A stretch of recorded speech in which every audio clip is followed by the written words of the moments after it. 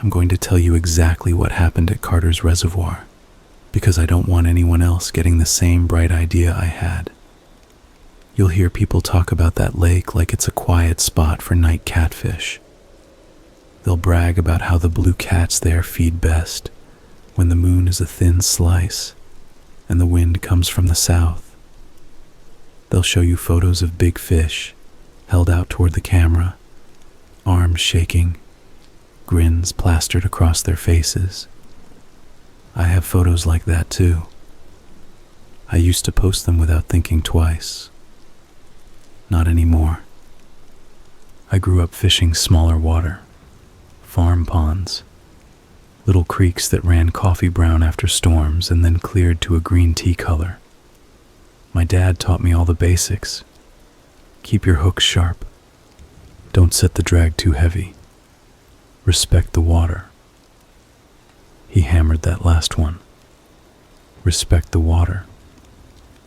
It stuck with me even when everything else started to slide. A few summers back, I got heavy into night fishing for big flatheads and blues. I loved the way quiet settled on a lake after sunset. The shifts in sound, frogs ramping up, crickets repeating the same beat, the occasional slap of a carp's tail. It was like the place exhaled. People went home, lights blinked out along the shore, and the water took itself back. If you've fished at night, you know the feeling. The dark makes the lake bigger. Your little boat floats in a bowl of black silk. You listen harder. You think more. Or less. It depends. Carter's is about an hour from where I live. The state flooded it in the 70s by throwing a dam across a narrow valley where a town used to be. The town's name was Merrow. If you dig around in old maps, you can still find it labeled with a couple squiggles for streets. Carter's swallowed all that. Folks said the state moved the graves before the water came up. Folks say a lot of things. The first time I fished there alone at night, I launched near the old marina ramp that points toward the main channel. I had my aluminum John boat with a small tiller motor and a busted fish finder that only worked if you banged it with your knuckle. I'd set jug lines before, but that night I wanted to stick to rod and reel so I could feel the takes. I brought 2 heavy catfish rods and a medium spinner for casting, live bait in the cooler, cut shad in an extra bag, lantern, headlamp, PFD, coffee in a thermos that tasted like pennies. I idled out from the ramp, following a line between the dim dock lights and the darker water. The moon was thin, more of a suggestion than a thing, and clouds came and went like tired curtains. I dropped anchor on a point that used to be a hill before they flooded the valley. I know that because the old roadbed still crosses that point underwater. Guys talk about getting snagged on chunks of asphalt or the remains of a guardrail. That kind of structure holds fish. Places where the old world meets the new always do. I rigged up a 3-way swivel with a dropper line to a sinker and a leader to a big circle hook. I set a live bluegill on one rod and a chunk of cut shad on the other, then cast both out so they settled along the edge of the drop, wherever the fish finder said 10 to 12 feet before it gave up. I put the rods in holders and tightened the lines until the tips bowed just a little. Then I sat, sipped coffee, and listened. 20 minutes later, the live bait rod bowed and toughed out a steady shake. Circle hook did its thing and I leaned back, letting the fish hook itself. The drag started to sing a little, then a lot. You know that sound. It's a clean, high whir that hits a part of your brain like sugar. I fought the fish for a while and it surfaced, wide head throwing spray in the lantern light, whiskers like wet wire. It wasn't huge, maybe 12 pounds, but it felt like a good start. I eased it into the net, said thanks out loud like I always do, and let it go after a quick look. I never kept the big ones. I'm not a saint. I fried plenty of fish. I just didn't like to keep something older than my truck. Things went quiet after that. Hours stretched. The lantern drew in a halo of little moths and mayflies. I tightened my jacket around my neck. A pair of owls called somewhere up the hill. The wind came around the point in little pushes that wagged the rod tips and made the anchor rope groan. I started to think about moving. That's when I heard a bell. At least my brain said bell. A single dull ring from somewhere out over the channel. Not a bright chime like a bicycle. Not a cowbell either. Imagine the sound a church bell makes, but stuffed with cotton and played underwater. It came from far off. It didn't belong to anything on the surface. It rose up through the water and pressed itself into my ears like a memory you didn't know you had. I remember sitting up straight and shifting on the bench seat so the boat did that little tilt and settle. I clicked off the lantern because the light felt like a target. I can't explain why.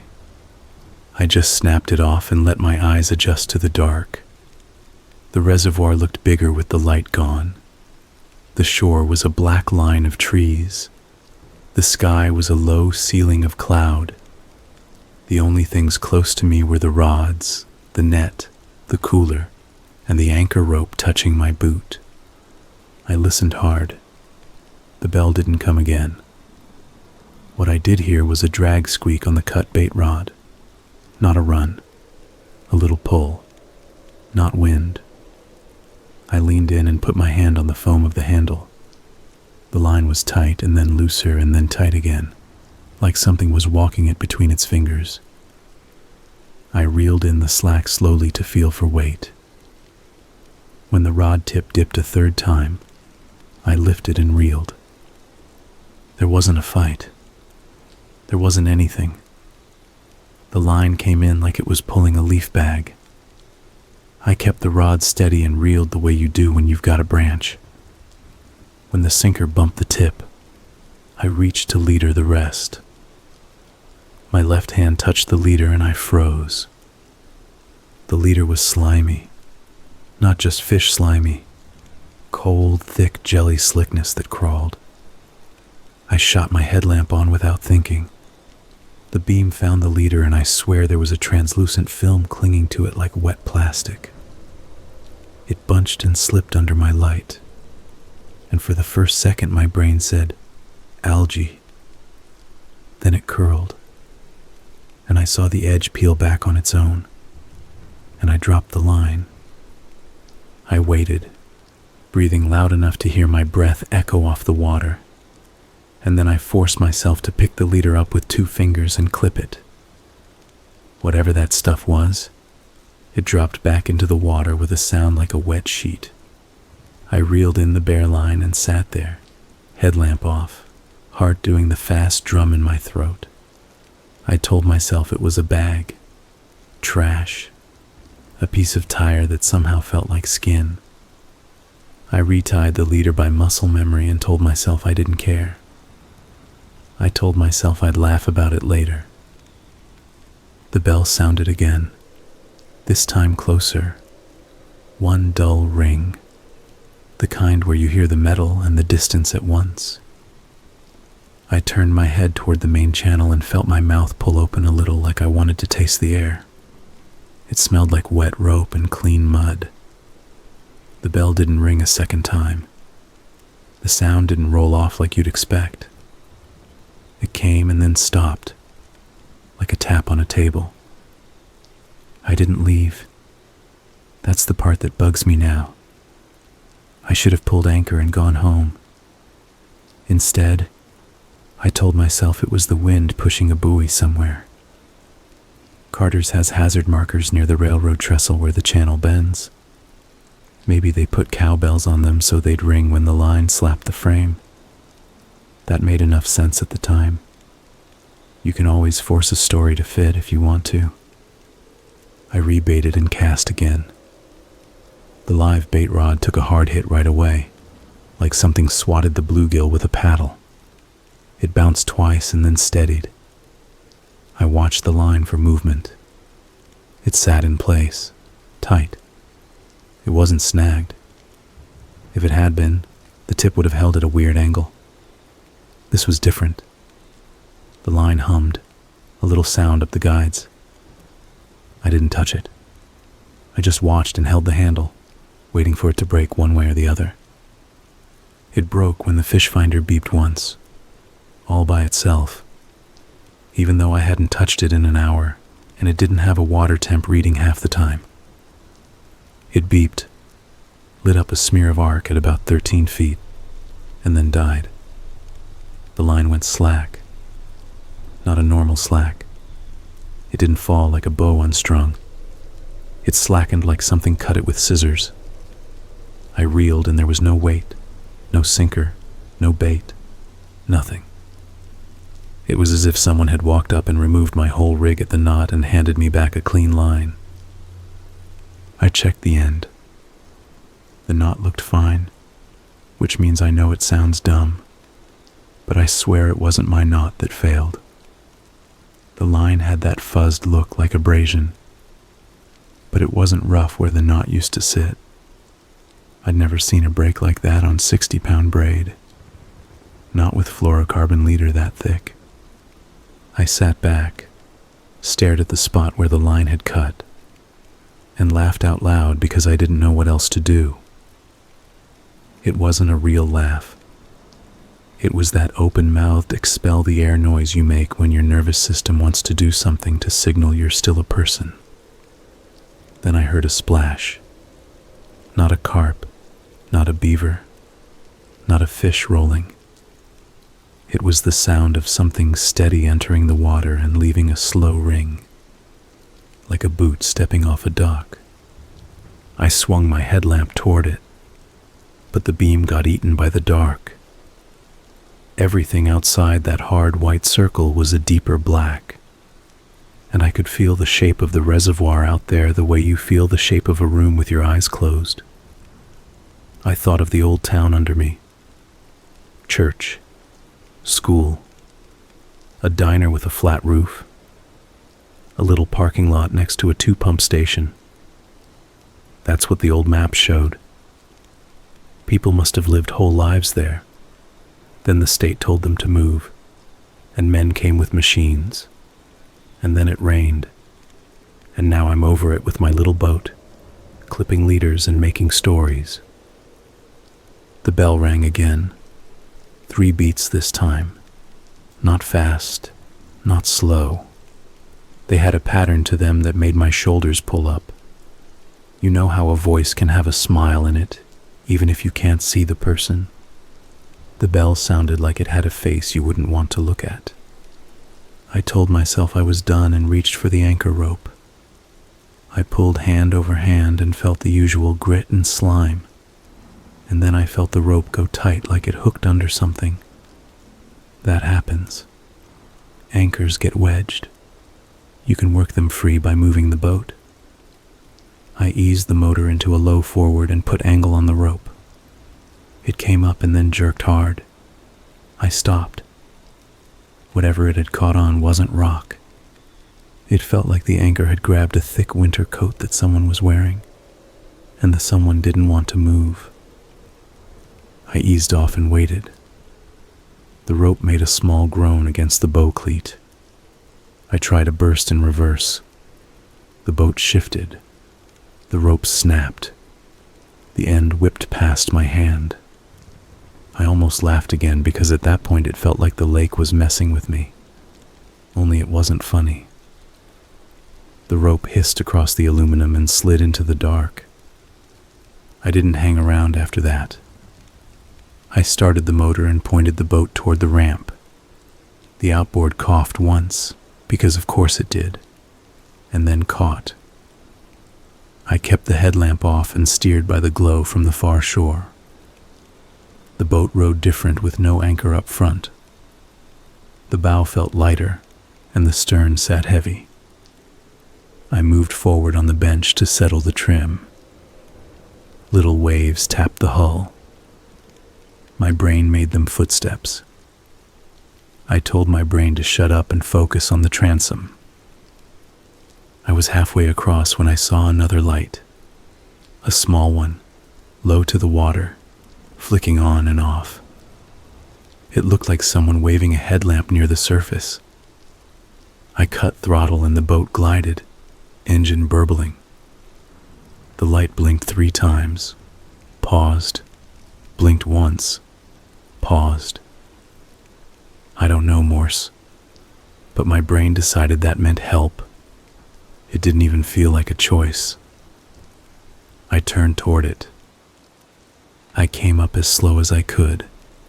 The light vanished and then reappeared closer. I called out and felt dumb because my voice sounded small, like I was a guest. No one answered. The light blinked again, and in that blink I saw the shape that held it. It wasn't a boat. It was a buoy. Just a simple white cylinder on a small chain. The light was tied to it with a nylon strap, like someone had rigged it as a marker. I reached out and touched the strap with the boat hook, and felt a jolt go through the metal, up the shaft, into my palm. Not a shock, a cold. It made me yank my hand back and drop the hook. The light died. The bell sounded. This time it was right under me, not far away, not even out to the side. It rang up from the floor of the boat. The aluminum vibrated with it, a dull shiver, and I knew without thinking of words that the bell wasn't ringing to warn me or to call me. It was ringing to measure me. It was ringing to see how I'd move. I slammed the throttle and the boat lurched. The stern dug a little trench, and the wake slapped the buoy so hard it tilted and bobbed in quick, angry nods. I didn't look back. I drove for the ramp, eyes on the dark shape of the dock, counting the seconds until I'd feel the scrape of hull on gravel. When I hit it, I was out of the seat and hauling the bowline faster than I meant to. My hands shook so hard I could barely tie off to the cleat. I had to redo the knot twice. I didn't care about the rods. I left them in the holders. I drove the trailer down faster than I should have and winched the boat up with the strap whining like a dog. I flopped in the driver's seat and stared straight ahead until my breathing narrowed down to normal. That's where the night should have ended. If I had any sense, I would have gone home, dumped my gear on the floor, and slept with the light on. Instead, I sat in the truck with my hands still shaking and got mad. You ever get so scared that you get mad at yourself? I did. I told myself I'd worked up a story. I told myself it was a bell on a navigational marker tied to wind and wave in my dumb primate brain. I told myself I'd let my imagination walk me around by the nose. So I went back. Not that night. A week later. Different wind, clear sky, a bigger moon. That wasn't an accident. I waited for a night that would feel safer on purpose. My friend Mark came with me. He laughed when I told him about the bell and the slime on the leader. He didn't laugh like I was dumb. He laughed like I'd had a weird night and turned it into a campfire story. He said we'd fish near the railroad trestle. He said big flatheads love the shade under those old iron I-beams, and the current hums around the pylons. He said if I heard a bell, he'd turn it into a ringtone for my phone. He can be a jerk, but he's the guy you want next to you when things get sideways. He doesn't spook easy. We launched just before sunset. A few bass boats ran in, killed their motors, and coasted at the ramp like they were docking spaceships. We waved. That's what you do. Fishermen are like bikers that way. Everybody nods at everybody else, even if you've never met. We motored down the channel, past the marker for the old roadbed, and swung east toward the trestle. The steel beams threw long shadows across the water. The tracks overhead hadn't seen a train in years. In daylight, the trestle looked like a rusted sculpture.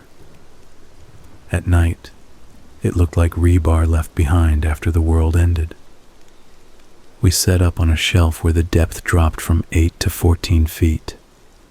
The fish finder worked this time, or maybe I didn't whack it hard enough to make it fail. Big arcs passed under us now and then. Bait schools looked like little freckles. Mark tied on an absurdly big hook and impaled a hand-sized sunfish through the back. I told him he was overdoing it. He told me to hush and learn.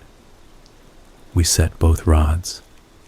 We told a few lies and old stories, and laughed the way you do when you're trying to make a space feel like yours. Around 11, the bite died. The moon hung higher. The wind smoothed the water, and the trestle beams lost their edges, turning into flat black bars. We waited for the second wind that hits a lake after midnight, when the big fish get weird. I poured coffee and admitted to Mark that the quiet part of the night made me feel like I was in an empty gym. Every sound got bigger because there weren't any people to soak it up. He said that was a poetic way to say I was jumpy. He wasn't wrong. The bell rang. Mark looked up and grinned. "That your ghost buoy?" he said. It rang again. Not far. Not near. Same dull tone. Same single hit. The sound rolled out along the surface and then down through the hull and up through my knees. I didn't grin back. I didn't want to show my teeth to anything to do with that sound. I don't know why that matters, but it did. Could be a cowbell on one of the markers, Mark said. Wind's just right. There's no wind, I said. There was a small breath coming off the open water, but it wasn't enough to make that tone. We would have heard chain clink or plastic bump. We heard none of that. We heard one sound, a strike with no tail. Man, you really let this get in your head, he said, but his voice dropped a notch in the middle.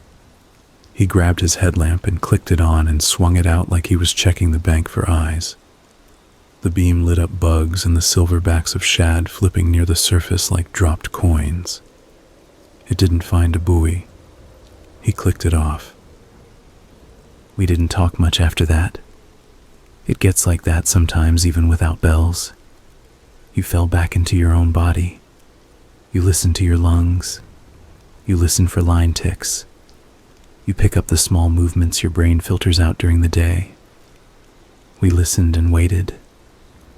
The bell didn't ring again for 30 minutes. When it did, both rods bent enough to make the holders creak.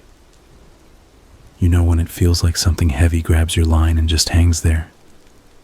That's what it was like. Not a run. Not the head shake pulsing you get from a flathead. Just wait. Mark stood, grabbed his rod and leaned. The blank loaded and the drag started a soft buzz like a fly in a jar. I grabbed mine and felt the same. We looked at each other without smiling because smiling didn't suit the feeling in the boat. On 3, he said. Ease and crank. We moved together. If you've fished with someone a long time, you do things at the same speed without thinking. We reeled down and lifted. Whatever we were on gave an inch and then sank. Not back to bottom. Away from us. That's the only way I can explain it. Away from us. Feels like a snag that decided to be a fish, Mark said. He was trying to keep it light, but his arms started to shake the way they do when you're holding something that wants to be somewhere else. We fought like that for a minute. Slow gain. The occasional give.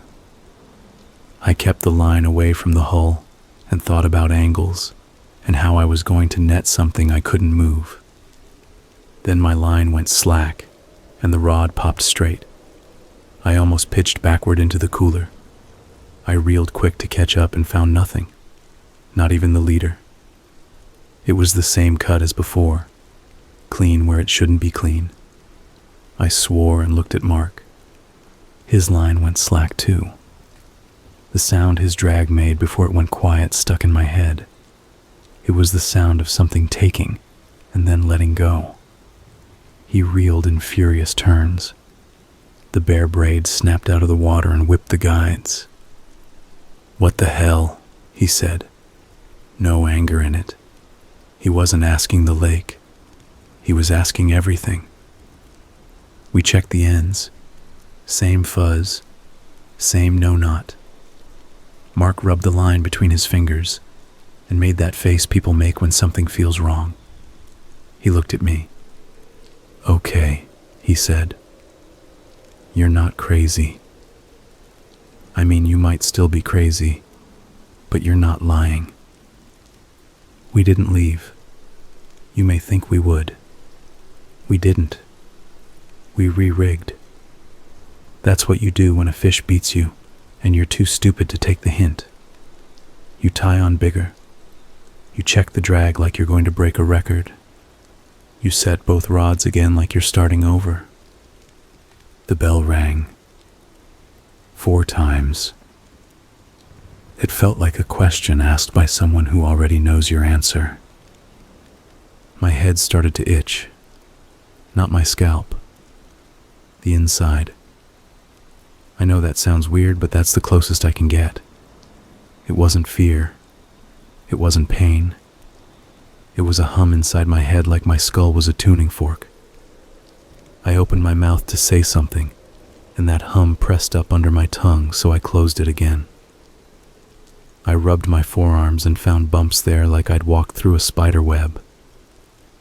Mark reached for the lantern and I grabbed his wrist. "Don't," I said. "Why?" he said. "I don't want to be seen," I said. And as soon as I said it, I knew I'd told the truth. He nodded like he didn't want to agree and set the lantern down without lighting it. He pulled his hoodie tight and looked out toward the black open water. We sat quiet. The hum in my head faded. The mocker on the bank sang like a bird with a broken remote. The trestle creaked once like a big door opening far away. I thought maybe we'd wait out the weird and go home and turn the story into a joke. I could almost feel the relief just over the edge of now. Something bumped the boat from below hard enough to rattle the tackle tray under my seat. It wasn't a fish roll. I know the difference. It was a shove, like someone put both hands on the bottom and pushed up once. Not enough to tip us. Enough to make it clear that we were floating on a skin, and something with hands lived under it. Mark whispered, "Nope," to no one, and bent down to the battery box. He didn't say what he was doing. He reached in and pulled the positive lead off the trolling motor. I realized in that moment that he decided we were going to drift. No sound, no flash, just drift. It wasn't a bad idea. We let the wind, such as it was, slide us out from under the trestle. The pylons rolled past like slow trees. The rods stayed in their holders. Our lines hung dead vertical below us, like we were hanging heavy chandeliers in a dark house. The hum in my head pressed again, and then eased. The water went slick. Even the tiny riffles at the edge of the hull turned to a smear. "Do you hear that?" Mark said. I didn't. "Exactly," he said. "I don't hear the bugs. I don't hear anything." He was right. The night sound had switched off. It's hard to describe it unless you've heard it. You don't notice the constant living noise until it's gone. Then you hear yourself not hearing it. The bell filled that void. It rang once, and the sound didn't die. It stretched like a string we were tied to. I put my hand to my ear like a fool, like I could block water with skin, and the bell kept ringing in a way that was not possible. Bells ring and then fade. This one held pure until it let go. When it let go, it was like a hand opening. The wind came back. A frog sounded off at the bank like it had been holding its breath. I felt a bite. It came up the line like an elevator. Not a tap, a presence. It hit the rod like a shoulder. The tip went down and stayed down. The drag turned once. I didn't lift. I held the handle and waited like I was waiting for a name. The weight leaned toward the bow. I moved the rod tip that way and followed it. The weight leaned to stern. I followed again. I realized I was standing. I don't remember standing. The boat felt small and the water felt like a floor. "Let it go," Mark said. "It'll cut me off," I said. "It's not after your hook," he said. "Let it go." He said it like he wasn't guessing. He said it like he knew something. His voice didn't shake. My hands shook, and I let the rod butt sit in the holder and I stepped back. I watched the line draw a slightly bright line on the water. It made an arc toward the channel, and then a new arc back. It traced a shape I've never seen a fish make. Right angles. Not sharp 90 degrees. Rounded corners like a road design. It moved around our boat the way you'd walk around a table you're thinking of buying. Mark took a breath like he'd run upstairs. He pulled his hook free with a quick jerk. The line swung and settled. He cut it above the leader and pulled the rest into the boat. He did it slow and careful. The cut piece lay on the deck like a dead snake. He looked at me. I didn't want to cut mine. I wanted to land something and make the shape in the water fit my story of a big fish. I held very still instead. The bell sounded once more, and for the first time I heard something under it. You know how when you hear a rumble and then you realize there's a voice beneath it? That's what this was.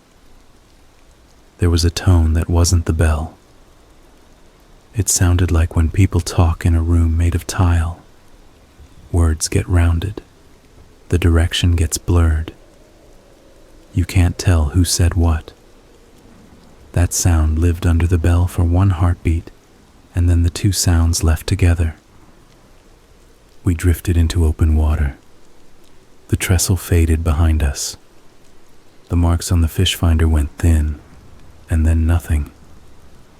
The wind picked up and put a slap on our cheeks. That slap felt like someone telling a story too loud in a quiet room. It embarrassed me. I felt like we'd been caught staring. I cut my line. I didn't reel in the cut portion. I let it drift. The free end looped and curled on the surface until the surface forgot it. We cranked the engine with one pull. I kept the throttle low. We didn't speak. When you come out of a place like that, you need your silence to still belong to you. The ramp lights made a yellow hole in the distance. I focused on that and let my shoulders come down one at a time. The boat slid onto the trailer and the strap grabbed with a clack that sounded too loud.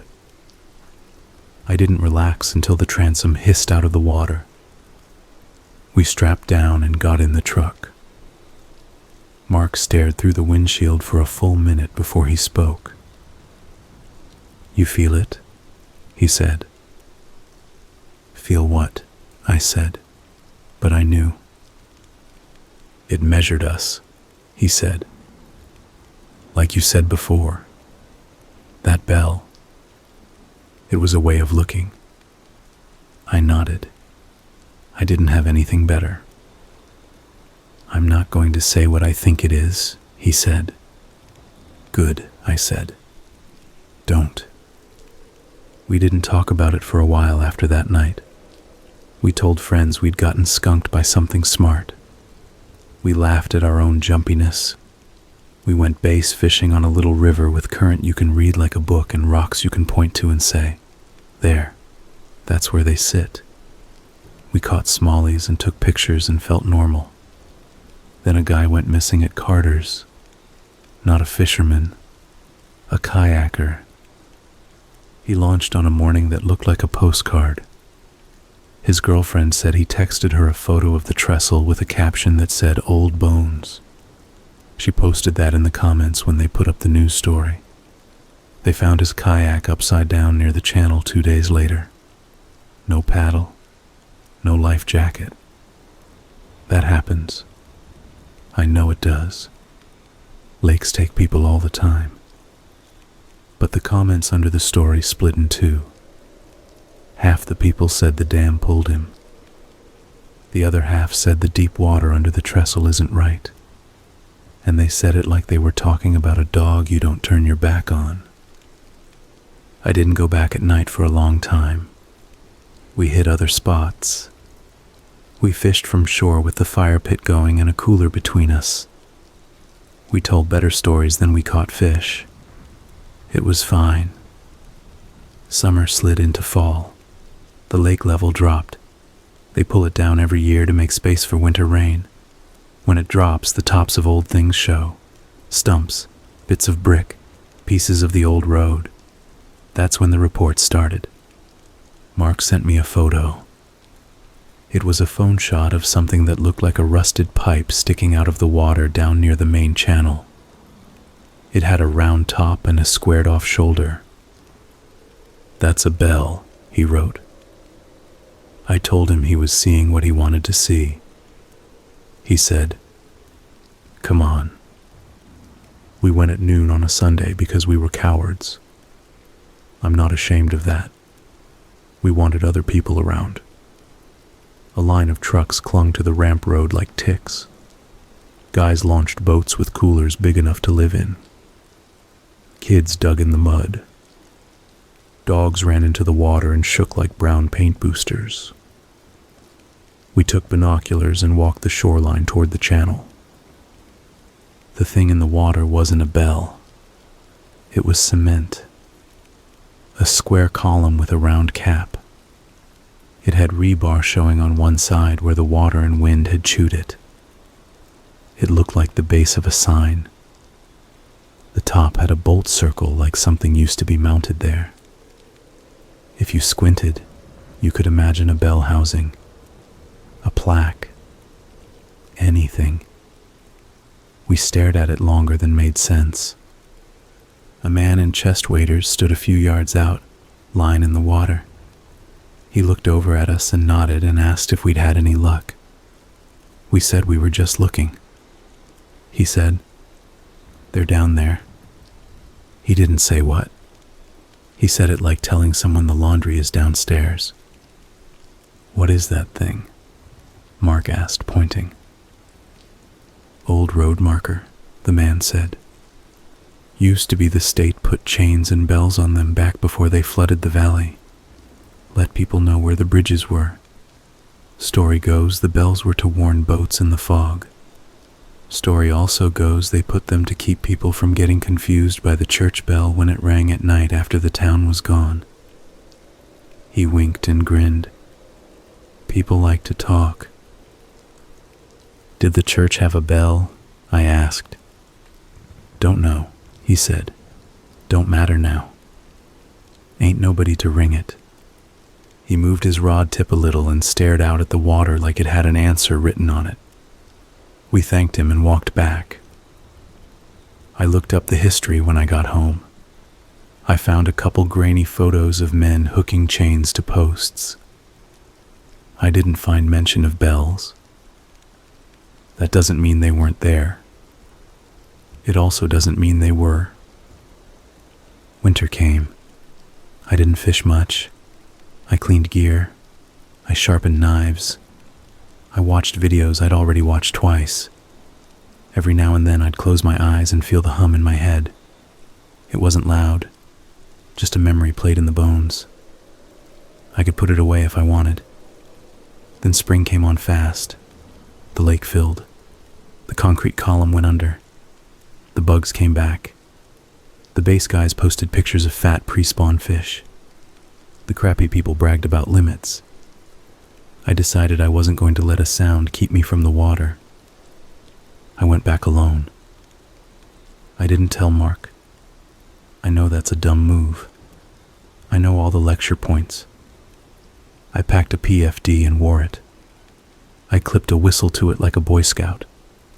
I took one rod. I put a single hook in a small tackle box with a few sinkers and swivels and leader. I didn't bring a lantern. I took a headlamp in my pocket and promised myself I'd only use it for knots and emergencies. I launched just before sunset, motored out, and stopped way short of the trestle. I set up on a gentle drop where the shore trees came close to the water and made a soft line. I rigged a live bait like always and cast it just where the bottom makes a little roll. I set the rod in the holder. I watched the line swing and settle. The water looked like a fresh sheet. I didn't hear the bell right away. In fact, the first hour was normal enough that I relaxed. A beaver swam by and smacked the water at me in that rude way they have. A heron stood knee-deep and looked bored. A gar rolled and left a bubble line like a handwriting practice sheet. I sipped coffee that tasted less like pennies and more like coffee for once. I let my brain go blank. It felt like I'd given a speech and was done talking. The line started walking in long, slow pulls. I eased back, let the rod load, and then leaned and cranked. The fish fought textbook. Head shakes. A short run. The line cut the water with a smooth hiss. I played it like you'd play a good one. When I got it up, it was a flathead, thick and solid, mottled like a rock. I scooped it with the net, admired it, and let it go. I said thanks out loud like always. My voice bounced off the water, which was weird. It sounded like a room with no furniture. The bell rang. I didn't jump. My body did a small clench and then let go. It was almost funny. Almost.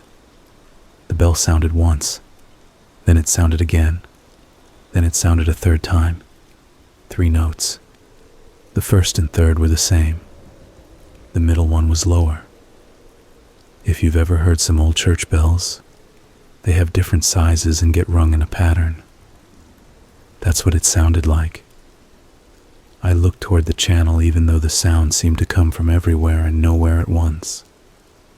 Okay, I said out loud. And I know that sounds weird, but I said it. I said it like you say okay to a dog you don't know when it comes close, and you wanted to hear your voice. The water went slick again. The bugs zipped and then vanished. The wind shrugged and lay down. I felt the hum in my head. I felt it like a hand on my forehead. I took a breath and let it out slow and told myself I was only staying because I'm too stubborn for my own good. The line moved. Not the rod tip. The line.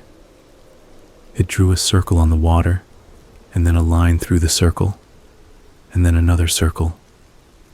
It was slow like a stick being dragged by a child who's thinking about something else. I put my hand on the handle and felt light tension. Not enough to move the drag. Just enough to let me know something held it. "You've got me," I said, and I don't know why I said that. Maybe I figured if I gave it the wrong thing, it would take the wrong thing and leave me alone. "You've got me, and I'm going to give you back the line." I opened the bail. The line fed smooth. The circle on the water stopped. The hum in my head receded a little. I let more out. 5 feet. 10 feet. 15. The line slid and then slowed like it was passing through a soft hand. I closed the bail and the hum pressed hard enough to make my back teeth ache. I opened the bail again and the hum eased. I let the line go until I thought I'd run out of spool. Then I cut it. I cut it right up by the ring and let the whole long stretch float on the surface in loops. The loops didn't drift. They lay there like script. The bell rang. A short one. Like a laugh that isn't a laugh. I pulled the anchor. It came up clean. That almost made me smile. I had half a thought to wave toward the channel, which is insane, so I didn't. I put the motor in gear and idled toward the ramp. I didn't speed. I didn't want to make noise. I kept my eyes on the dark line of trees. The boat made its old small sounds. The water did a light tap on the hull. The night moved like a person sleeping with one eye open. Halfway back, a light blinked on the water. Not the weird one from before.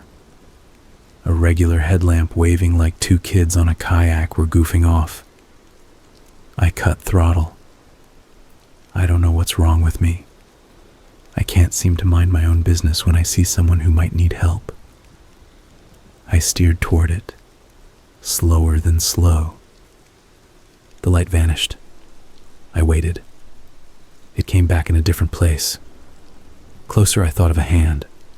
I thought of fingers. My stomach went cold and hard. I touched the headlamp in my pocket and then took my hand off it. I kept the motor idling. I drifted. "Hello," I said quietly. "You okay?" The light blinked twice. I saw the edge of something. The surface made a shape around it like the way water makes a thin skin climbing a cup. The shape looked like a shoulder turned away from me. It moved without moving. It was there and then closer without crossing the space between. The hum pressed my head like a palm. I put the boat in neutral. The engine burbled. The hum pushed harder and then eased as if I'd answered a question. I think now that it wasn't trying to pull me under. I think it didn't care about my body much. I think it wanted to see if I'd answer the way it liked, if I'd open the bail, if I'd cut the line, if I'd believe in something I couldn't see. I think it's not interested in the people who don't feel it. I think that might be a blessing.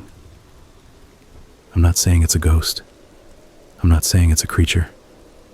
If you need a name to peg it on a bulletin board, you won't get that from me. I fish. I tie knots. I let go of things. I hold on to things. Those are my skills. Give me a sound and a line and I can only do what I know. I idled away without making any abrupt moves. The light didn't follow. The bell didn't ring. The hum faded like someone lowered a dimmer switch. The bugs came back in a soft static. I laughed once, quiet and kind of ugly, and kept going. When the trailer clicked under the bow, I breathed. The strap ratcheted shut like a polite machine. I drove home with my hands easy on the wheel. I didn't stop fishing. What did change is how I fish Carters. I don't fish the trestle at night. I don't fish the channel when the wind is dead and the clouds are making low ceilings. I don't throw anchor near the old roadbed. If I hear a bell, I open the bail and let a little line go. I don't let it take all of me. Just a bit. A tithe, I guess. Last summer, Mark went back with me. He had a new rod he wanted to try. He brought a little portable speaker to play old country in a very quiet way. The music made the night feel like we'd added one more person who had our back. Somewhere around midnight, the bell rang once. He reached down without looking and opened his bail a click, then closed it. "Little offering," he said. I nodded and didn't say anything. We fished till 2 and caught 2 flats and 1 ugly channel that looked like it had been reading bad news. We let them all go.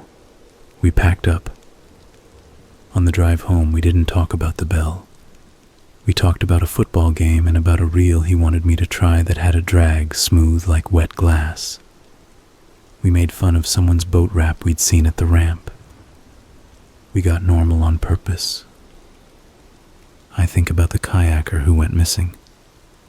I think about who hears the bell and who doesn't. I think maybe it's like smell. Some people smell rain before it hits. Some people smell when milk is sour 2 days before the date. It doesn't make them special. It just means they get the bad news first. Every once in a while I get messages from people who know I fish carters. They want tips. They want the name of the point where they can throw cut bait and stick a hog. I tell them to go early, leave late, and wear their PFD. I tell them to anchor with care. I tell them to mark their lines with little glow sticks so they can see where they're cutting the water. And if they ask me straight up about the bell, I don't feed them a story. I say, "There's a sound you might hear. If you do, open your bail and let a little line go. Don't act scared. Don't act brave. Just act like there's something with its own rules, and be polite." I know that sounds soft. I know you want a big finish where I do something bold and it pays off. Sorry. This isn't that. The water doesn't care about what you want it to be. It has its own memory. It remembers the valley and the people who lived there, and the bridges and the posts and the signs and whatever got left behind when the state said it was time. It remembers, and sometimes it rings. You'll ask if I've seen anything else. I'll tell you one more thing and then I'm done.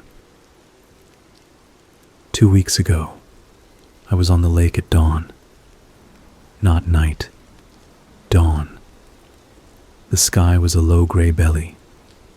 I was out near a flat where the shad move. I had a medium rod and a popper tied on because I wanted something stupid and fun. The bell doesn't ring in the morning, at least for me, so I wasn't thinking about it. I saw a ripple on the surface that moved against the wind. Not a boat wake. Not a fish pushing bait. It made a straight line like a carpenter laid down a chalk line and snapped it. The line ran in front of my bow and then turned and came back like it had decided I was a shortcut. It passed within arm's reach. I could see under the skin of the water the way you can see a vein under your wrist. There was nothing there. Not a fish. Not a log. Just water moving like a muscle. The popper in my hand felt like a plastic toy. I didn't cast. I let the line go by. I cut my engine and let the boat turn slow. The hum touched my head very lightly. It was like a delivery guy knocking on a door he knows you're home behind. I opened my bail for no one and let a foot of line slide out, then closed it. The hum went away. The chalk line dissolved. The morning went back to bells of the regular kind. Red-winged blackbirds, the plop of turtles, the tinny cough of someone's old two-stroke across the bay.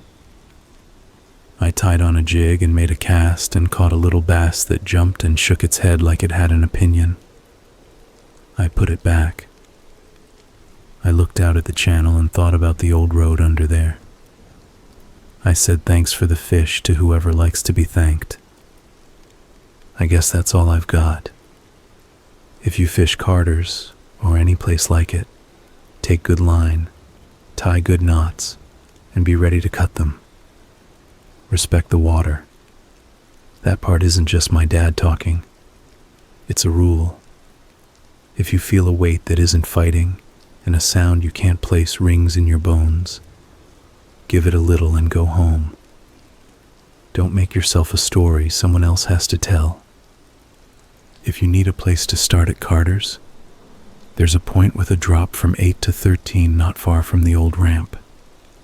Cut shad works. Live sunfish works better for flats. Glow sticks help. Pack coffee that doesn't taste like pennies. And if the night goes quiet and the wind lies down and your head starts to hum, open the bale. That's how you say please and thank you both at once out there. Don't say I didn't warn you. I drive nights for a rideshare app. It wasn't supposed to be a forever thing. I started after the warehouse cut hours, told myself I'd do it for a month, and then 1 month turned into 2, turned into me learning the quiet spots by heart. People say the night is dead. It's not. It just gets weird. You see everything. The drunk goodbyes on sidewalks. The 4 a.m. bakery guys who smell like flour and coffee. Nurses who nap with their eyes open. Couples who fight in whispers like it's a secret. Most nights are fine. Boring even. Then there was the night I picked up a girl from Ashfield. Ashfield isn't one neighborhood. It's a cluster of old streets where the city tried a bunch of things and then stopped trying. You've got a bank that turned into a church, that turned into a thrift store. You've got trees that lean over like they want to listen. There's a pocket park with a broken swing and a bronze plaque nobody can read at night. The streets run crooked for no reason, like someone drew them by hand. My phone chimed just past 1 in the morning. Surge pricing spiked in Ashfield, 5 minutes away. I was parked outside a 24-hour laundromat watching a guy fold towels like cards. I hit accept and the app told me, passenger, Nora. Pickup, 31 Tenley Court. Destination, 742 West Palmer. The map put Tenley Court just off a brick street where the houses have stone steps and porches that look better in daylight. I rolled in slow. Tenley Court is a short dead end with a bend so tight you think you're going to scrape your mirrors. The streetlights were those old ones with round heads. Only one worked. It flickered like it was trying to blink. My headlights lit up wet leaves, a cat that decided not to run, and a dark house with a porch that sloped a little. You know when a house looks like it's leaning to keep a secret. That. The pin said the rider was waiting. Nobody stood out front. I tapped the little "I'm here" button. A shadow moved behind the screen door. It opened slow. A girl stepped out. Early 20s maybe. Messy ponytail. Oversized hoodie. Backpack on one shoulder. She had that look where you're wide awake because you're not supposed to be. "You Nora?" I asked. "Yeah," she said. "Hi." Her voice was steady, not drunk, not shaky, just tired. She didn't smell like a bar. She smelled like rain on concrete. She got in the back and sat right behind me, not diagonal, not passenger side, directly behind me, which I hate, but whatever. "West Palmer," I said, pulling away. "Any preference on route?" "Fastest works," she said, and then after a second, "As long as we don't cut through the park." "Sure," I said. "No park." The app had me going around anyway because the city closes the gates at night. We did the small talk. She worked nights. Said she was a sitter for an elderly woman 2 streets over. Started at 9, left at 1 when the daughter came home. "It's okay, money," she said. "Most nights it's quiet." She talks in her sleep sometimes. Tonight she didn't. I said I used to do night warehouse. We both made the noises people make when they agree life is what it is. We rolled past the old library and the busted fountain that's just a round hole now. I cut left on Arden to avoid the potholes. The car was warm. The wipers squeaked once and I realized I'd left them on low from earlier rain. I turned them off. From the back seat, I heard that zipper sound of somebody opening a bag. I checked the mirror. She wasn't looking at me. She was staring out the window. She had something in her lap. A notebook, maybe. I saw the yellow light in the mirror before I caught the wrapped bundle she had cradled. It wasn't a notebook. It was a baby. Tiny. Wrapped tight in one of those white hospital blankets with the stripes. The bundle was tucked against her chest, her hands around it, not moving much. My stomach flipped. No car seat. The app's rules flashed in my head. The list that says kids need seats, no exceptions. I opened my mouth to mention it, and she saw me look. "She's sleeping," she said. "She hates the seat." I shut my mouth. I know that look parents get when strangers start telling them the rules. And I know some drivers refuse the ride and rate the passenger and write a novel in the comments. It was 1 a.m, and I was already rolling. The kid was swaddled tight and not making a sound. I focused on the road. We crossed the tracks. On the other side, the city changes. The houses get a little newer, and the sidewalks don't try to break your ankles. The next turn was Stanton, a tree tunnel even in winter. My headlights caught a sign somebody had bolted to a telephone pole. Big block letters, hand-painted white on black. "Do not stop." I laughed because people put those up to mess with you, like the slow children signs with a sad cartoon kid. Turner's joke. Except there were 3 of these. Same words, different poles. Somebody cared enough to repeat themselves. "People put up anything," I said, half to the mirror. "Don't stop on Stanton," Nora said quiet. "You know the sign person?" I asked. "I don't," she said. "But don't stop." "Okay," I said. I didn't plan on stopping. I made lights when I could. The car hummed. The baby didn't fuss. We hit a red at Lyle and I had to brake. No cars coming from either direction. I could have rolled it, but a cop hit me last month with a ticket for that exact move. So I waited. I tapped the wheel. From the back I heard a tiny sound like air catching. I looked in the mirror. The baby didn't move.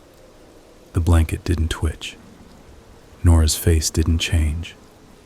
Her eyes stayed on the glass, like she could see through the dark. "Almost there," I said when the light turned green. Because people like being told they're almost there. The route said 12 minutes. It took longer. West Palmer is on the far side of that whole tangle, where the highway splits and comes back together like a zipper somebody gave up on. We cut by a gas station that's always empty at night, past an auto body spot with cars stacked behind chain link like fallen dominoes, and started up the hill where the streetlights go thin. The neighborhood up there feels like the city tried to be quiet and overshot. You see houses, but the windows are dark, and the lawns look like nobody owns them. "Do you mind if I ask something weird?" Nora said. "Sure," I said. People ask drivers weird stuff all the time. Story of the job.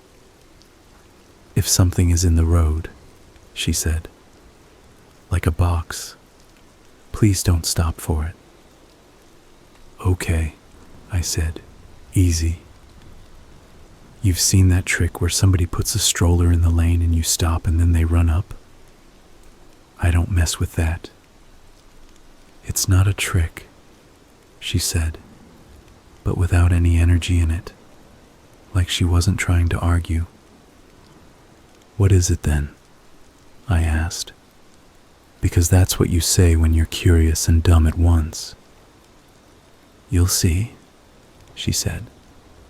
And that was that. We turned onto Palmer and the GPS told me the destination was a white duplex on the right, number 742 stenciled on peeling black. There was a light on in the top window, a small one. The porch was bare. No chairs, no mat. She leaned forward. "Can you go past and then circle back?" she asked. "Past the house," I said, surprised. "Yes," she said. "Just 1 block. Then come back." "Okay," I said, and drove past like it wasn't weird. 2 houses down, something sat in our lane. A rectangle with edges you could see even in the low light.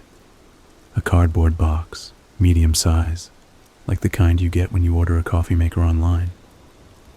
It was square in the center, clean, not soggy, no dents, no cars behind us, no cars ahead. I could have swerved around it easy. I slowed anyway because my brain likes puzzles, and my brain said this box didn't belong. "Keep going," she said. I kept going.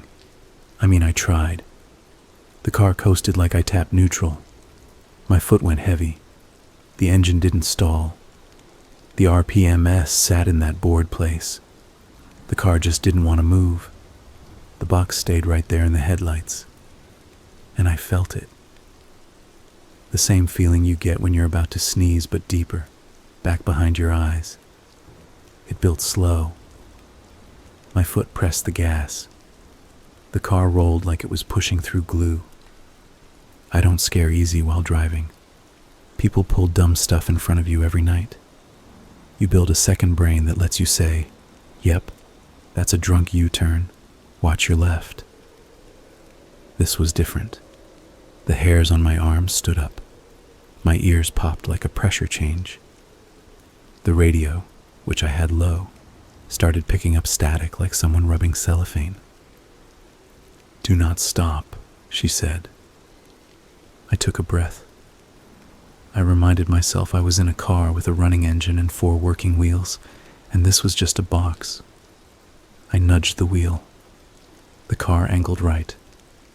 The box drifted right too. It stayed centered on my hood like it had a magnet in it. "What the?" I said out loud like that word could help. "Drive through it," she said. "Please." I thought about potholes. I thought about cats. I thought about all the times I've told people not to be idiots. Then I did what she said. I lined us up and drove. The sensation was like driving into a plastic curtain at a car wash. The box didn't crumple. It didn't explode. It didn't tumble under the bumper. It divided. That's the only way I can put it. It opened like a mouth and wrapped around the front of the car, and the hood dipped like I'd hit a bump that wasn't there. The lights went dim. The radio gave a short scream. The box was gone. I didn't brake. I didn't look back. The car hit 30, 35, normal again. My heartbeat felt like a drum in a room with bad acoustics. I turned at the next corner and looped around the block. Same street, same houses, same stupid tilt of the one porch. We came back to 742. The porch light clicked on by itself. Nora shifted the baby higher against her chest. "Thank you," she said. She had tears, but not the breakdown kind. Just a wet line that caught the light when she turned her head. "Do you want me to wait while you get inside?" I asked. I ask everyone that, even the big dudes who look like they could bench the car. You never know when a door won't open. "Yes," she said. "Please." She slid out. The baby didn't move. The night felt heavier again. I watched her walk to the door. She used the key. The door opened. She stopped, turned, and came back 2 steps to my window before I could roll it up. "I have to tell you something so you don't think you're crazy later," she said. "Okay," I said, like I wanted it. "I don't live here," she said. "I mean, my name is on the app, but that's not mine. I don't know who lives here. I can't go home yet." "You want me to take you somewhere else?" I asked. "No," she said, shaking her head. "I have to sit inside for a while, 30 minutes maybe. Then I'll request another ride, probably not you, and go home. If I go straight home, it follows." "What follows?" I asked, because I hate myself sometimes. She looked down at the baby bundle and then up at me.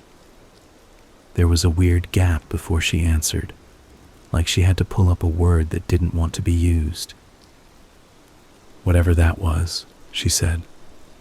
"I've tried calling it different things. I don't think it cares. It knows cars. It knows to get you to stop. Boxes, bags, a stroller once. It's not a person. It doesn't need you to get out. It just needs you to stop." "And if you stop," I said.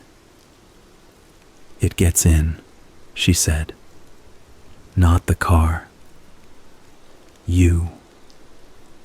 We stared at each other like that was a normal exchange. Then she said, "Thank you," again in a careful way, like she was being polite to the ocean. She went inside. I sat with the engine running, hands at 10 and 2 like a driving school photo. The street was empty. The air in the car felt used. I wanted to roll down the window but didn't. I watched the porch. Nothing happened. A minute passed. Then another. The porch light clicked off and back on. Not fast, not slow. I hate that I waited longer. I hate that I was curious. After 10 minutes, my phone buzzed with a new ride request, not hers. I declined it. I put it in park and took a breath. That's when I saw someone in my peripheral vision on the sidewalk. Not someone. Something. The shape had the general outline of a person, but it was wrong in the simple ways. The ones that are hard to describe because your eyes want to fix them. Too long? Too thin? It stood near the curb, not looking at my car, not looking at the house, not looking at anything. As soon as I focused on it, it slid. That's the only word I've got. It moved sideways without the walk. It ended up directly in front of my car where the box had been a few minutes ago. The light hit the face. There wasn't a face. There was a blank, like a photo that didn't print. My chest went hot and my hands went cold. I've had panic attacks. This wasn't that. This had a direction to it. The radio tried to grab stations and jumped like someone spinning a dial fast. The headlights dimmed again. The engine sounded deep, like I was hearing it from downstairs. "Do not stop," I said to myself out loud, and I put the car in drive and eased forward. I didn't punch it.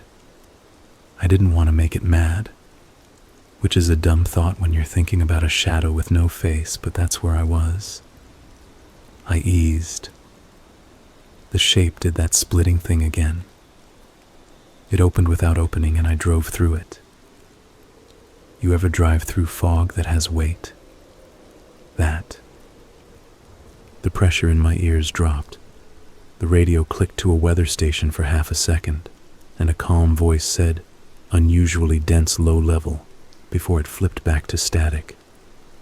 The shape was gone. The street looked like a normal sad street again. I drove 2 blocks and pulled over under a working streetlight. I put my forehead on the wheel and counted to 20. I told myself I was done for the night. I told myself I was going to go home and eat cold noodles and watch a show with people in bright kitchens acting like ingredients matter. My phone buzzed. New ride. Different name. Pickup nearby. I turned it down. A second buzz. Same deal. The surge was still up because other drivers don't like Ashfield and I don't blame them. I should have gone home. I didn't. I circled the block back towards 742. Not because I wanted to see the thing again. I wanted to see if she would come out. I wanted to know if she was okay. That felt like a reasonable thought. I pulled up across the street. The porch light was off. The window upstairs was still lit. I checked the time. 15 minutes had passed. A motion light flicked on at the house next door, and a raccoon waddled across like a little thief in a coat. I snorted a laugh and it sounded too loud. I was about to leave when my back seat clicked. The sound of a seatbelt tongue touching metal. I shot a look in the mirror. No one there. Just the dark shape of my own headrest and the faint gray of fabric. Another click. Same sound. The sound has a specific weight if you drive a lot. You know the difference between a buckle clicking and a coin hitting plastic. This was the buckle. I reached back like a reflex and my fingers touched the strap. It was warm. That didn't make any sense. The car had good heat, but that belt felt like someone had just let go. I reached forward and hit the dome light. The back seat was empty. No crumbs, no wrappers, no dropped phone, no nothing. The baby smell was gone too. I hadn't noticed that until then. You know how babies have that powder and milk thing going. It had been there and then it wasn't. My phone chimed. New message. Not the app. Text message. Unknown number. I don't usually click unknowns. The preview said, "Thank you." I opened it. Same 2 words and a pin. The location wasn't 742. It was a block over behind a row of garages. I stared at it like it was going to explain itself. It didn't.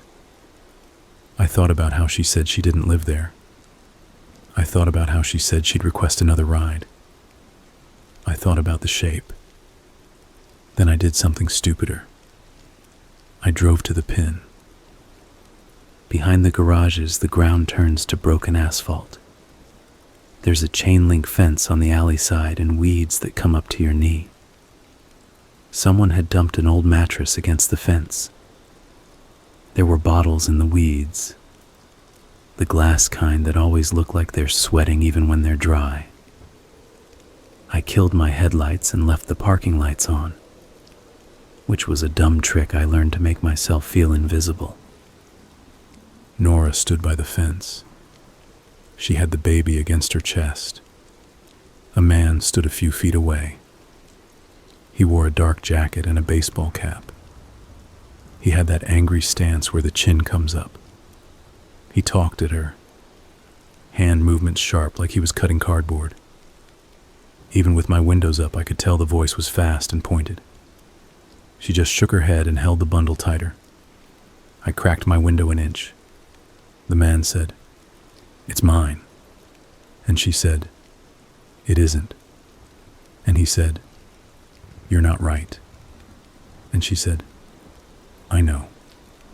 Like she was saying she knew the weather. He saw my car and turned. He stepped toward me. I put my window all the way up. He rapped the glass with 2 knuckles, weirdly polite. I hit the lock button even though it was already locked. "Mind your business," he said through the glass. I couldn't hear him. I could read it. He had big lips.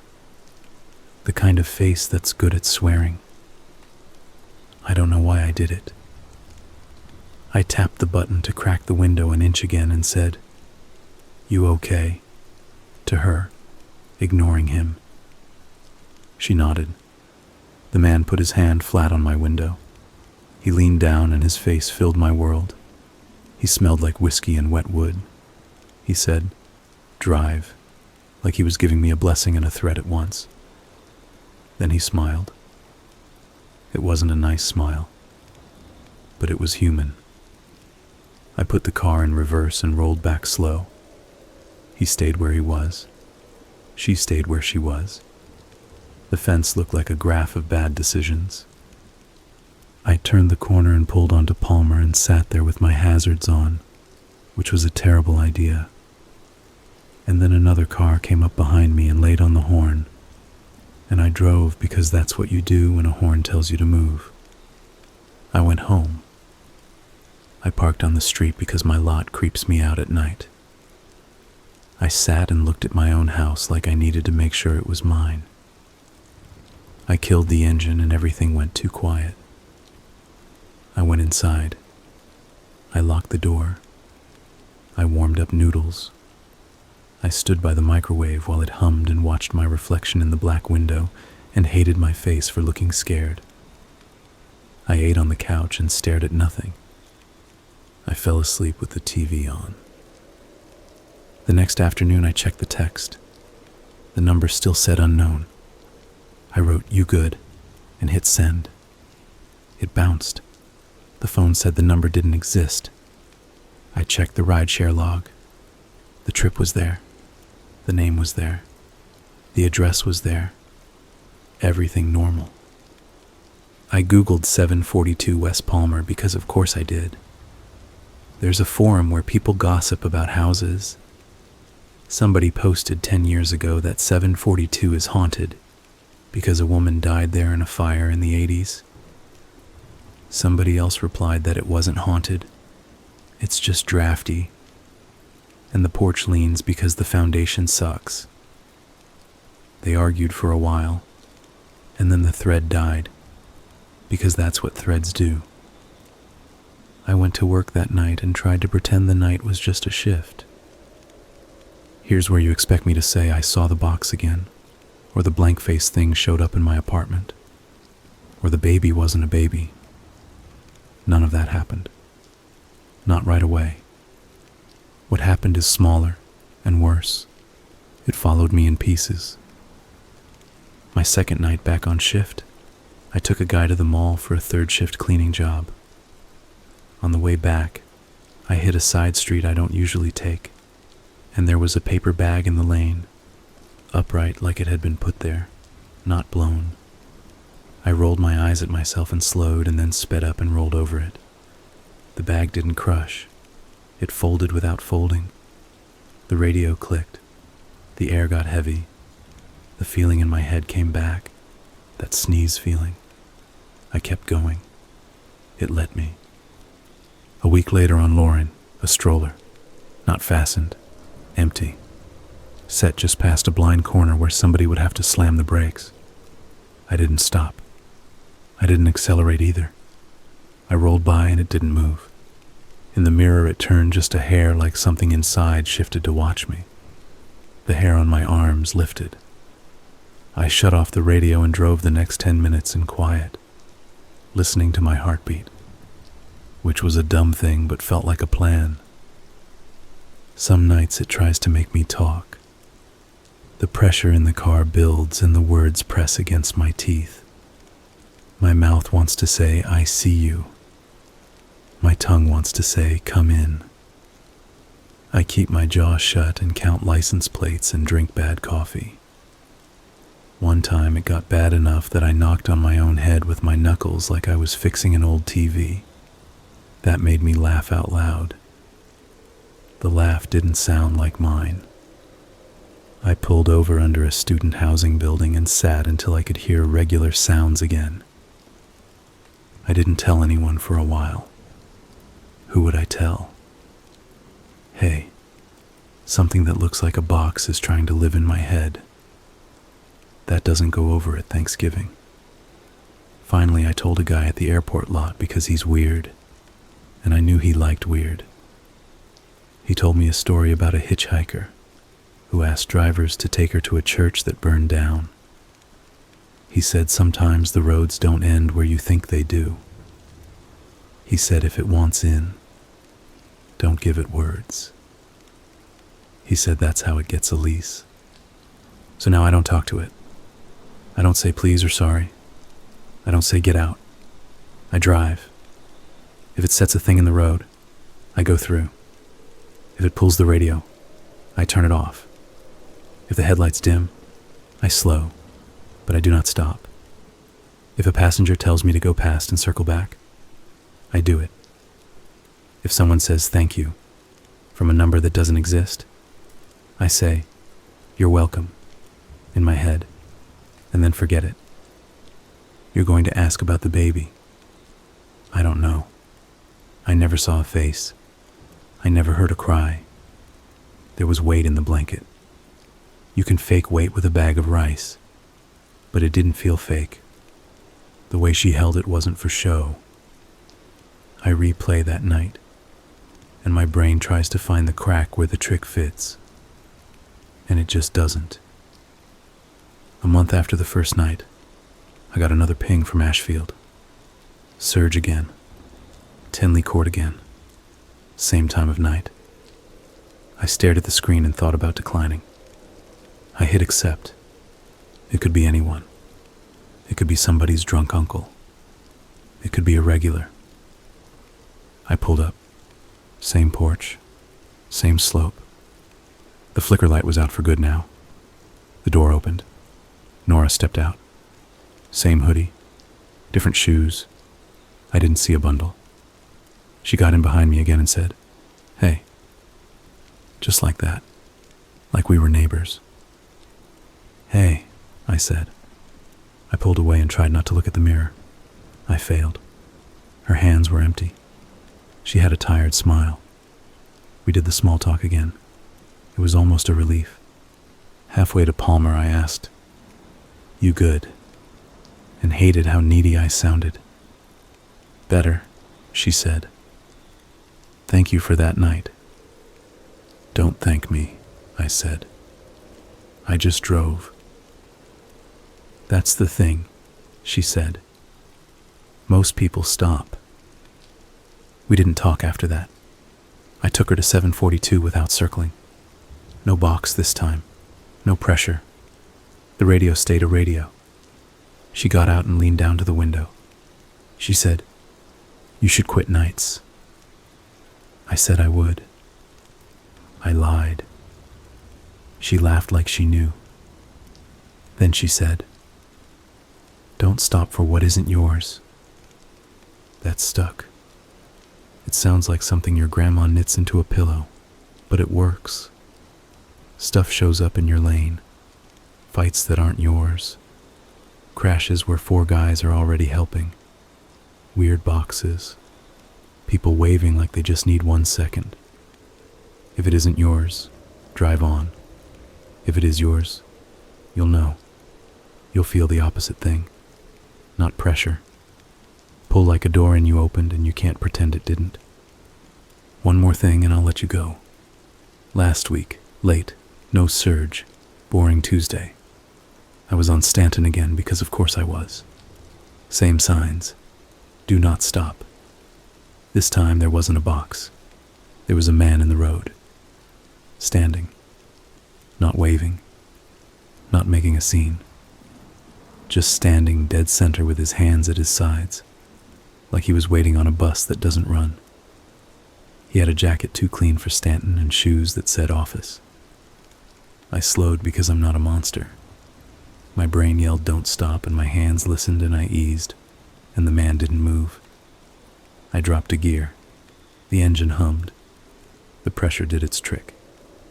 The headlights dimmed and came back. The man lifted his chin. His face was a face, not a blank. He looked exactly like a guy I used to work with at the warehouse. The guy who trained me how to stack pallets so they don't slide.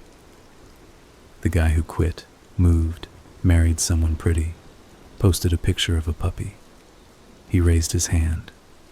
Not a wave. A hello from a porch on a summer night.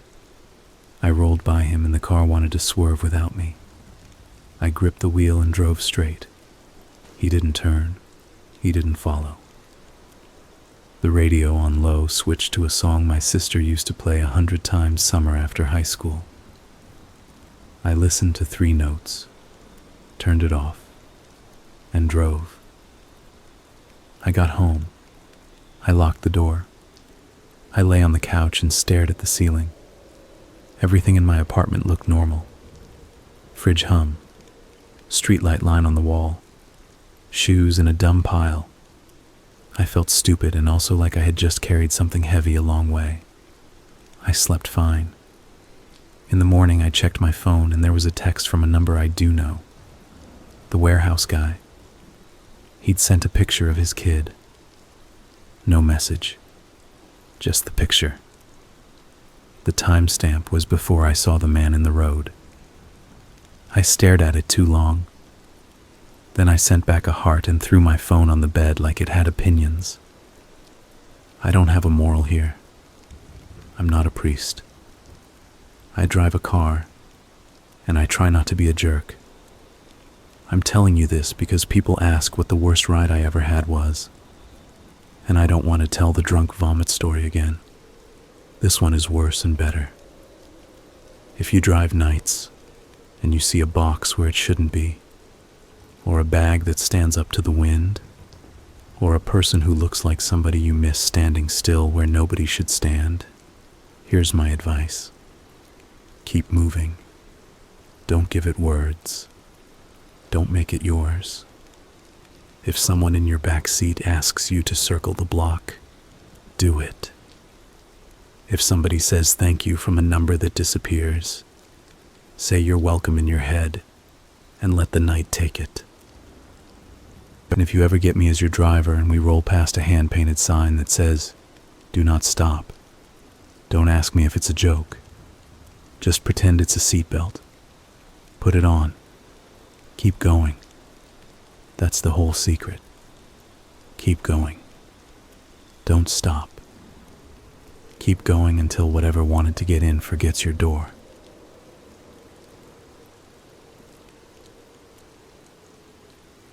I worked nights at the city's Natural History Museum for 1.5 years.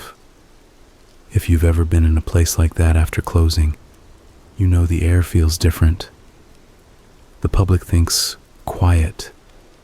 It isn't quiet. It's a layered hum. The building breathes. You hear vents. You hear the old pipes knock like someone tapping coins on a table.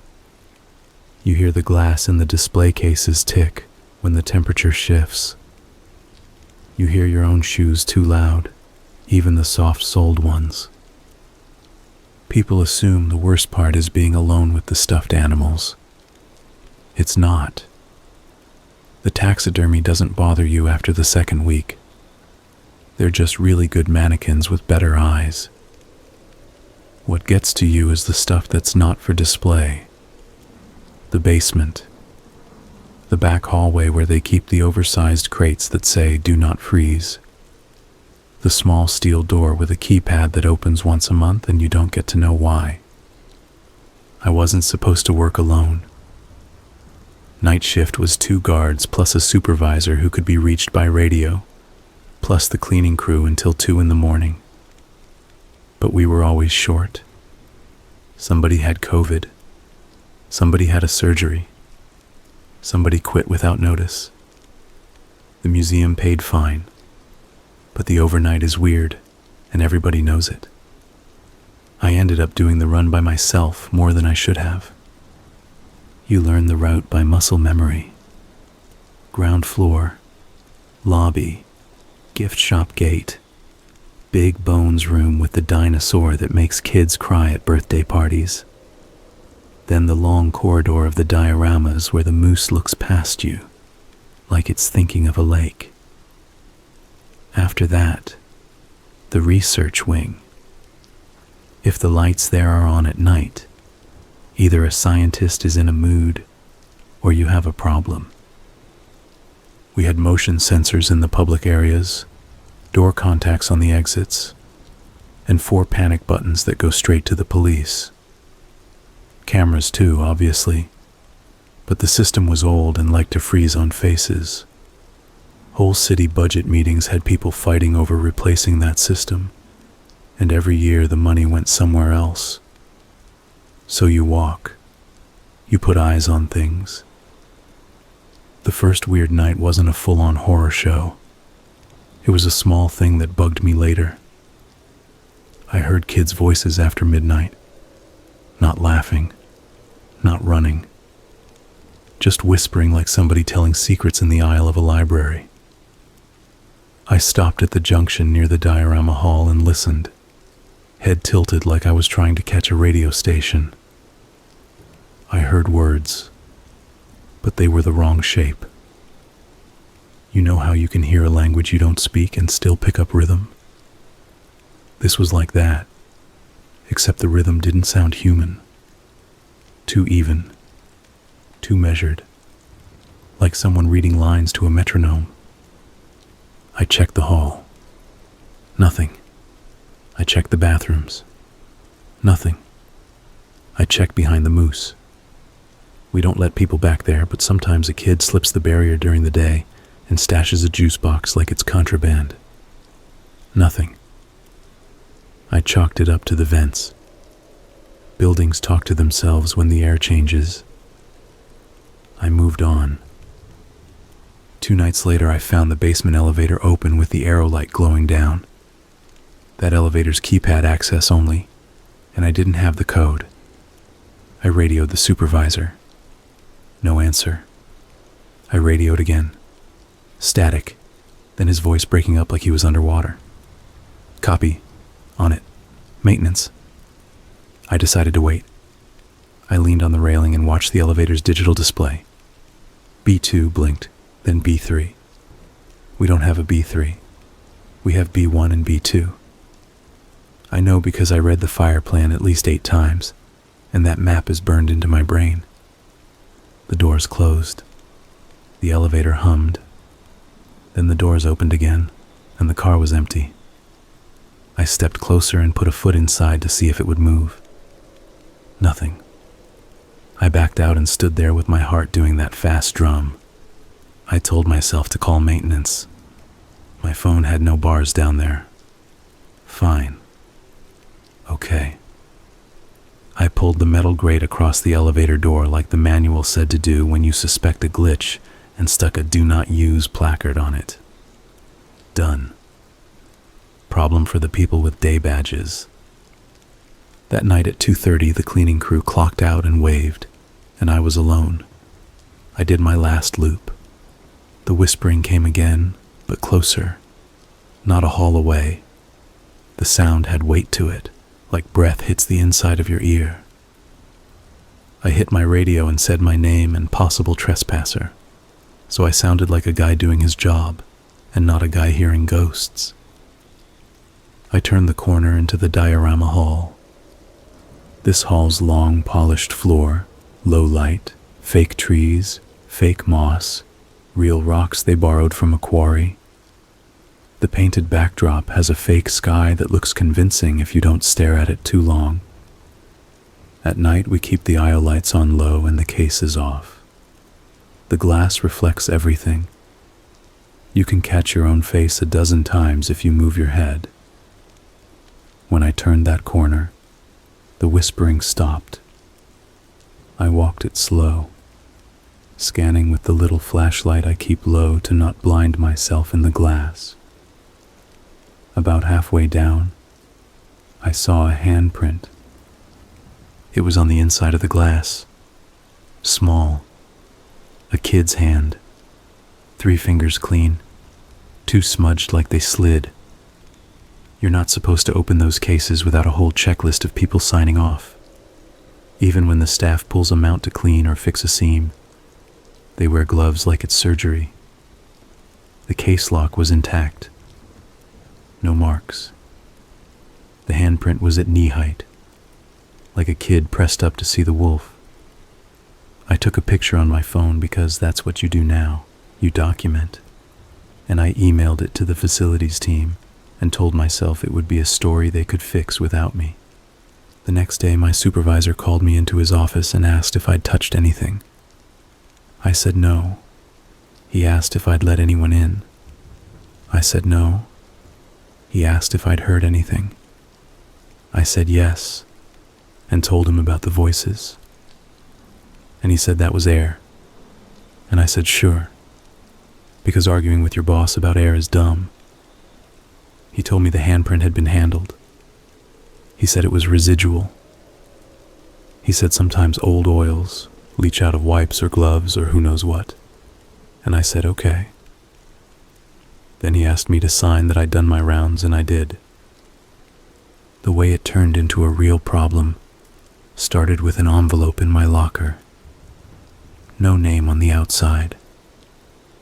Inside, a paper with 3 rules written by hand. Ignore anything you see on the cameras that shows you standing someplace you currently aren't. If the basement elevator opens by itself after 2 a.m., close the grate and do not step in.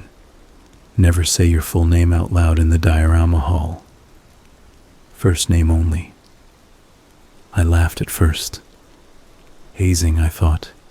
Every job has versions of it. Restaurants tell you to go find the bacon stretcher. Warehouses send new guys for the pallet of compressed air. Security is full of stories.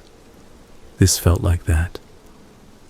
I wadded up the paper and then smoothed it out again and put it in my pocket, which is what you do when some part of you isn't sure it's a joke. Night shift came. I did the same route. The building did the same hum, and the elevator stayed normal. I felt good. At like 1:30, I sat at the security desk in the back of the lobby where we keep monitors for the cameras. They're old and greenish. If you don't stare too long, they'll fool you into believing they're useful. I looked at screen 4 and saw myself in the diorama hall. I wasn't in the diorama hall. I was in the lobby, right hand on the mug, left elbow on the desk. But there I was on screen 4, walking past the moose toward the mountain goat, head down like I was counting tiles. I stood up without meaning to, pushed the chair back, and moved closer to the monitor like distance was the problem. Screen 4 showed me reaching up to touch the glass. I said nope out loud, because sometimes you have to hear yourself be a person. That's when I remembered the rule. Number 1, ignore anything you see on the cameras that shows you standing someplace you currently aren't. So I tried. I sat back down. I told myself it was a loop. Old footage. The system froze. Classic glitch. 5, 4, 3. My brain likes to count when it's trying not to think too hard. 2, 1. I didn't look at screen 4 for a full minute. When I did, the picture showed an empty hall. The timestamp matched now. My shoulders dropped. I breathed. I was very proud of myself for doing the bare minimum. The rest of that night stayed boring.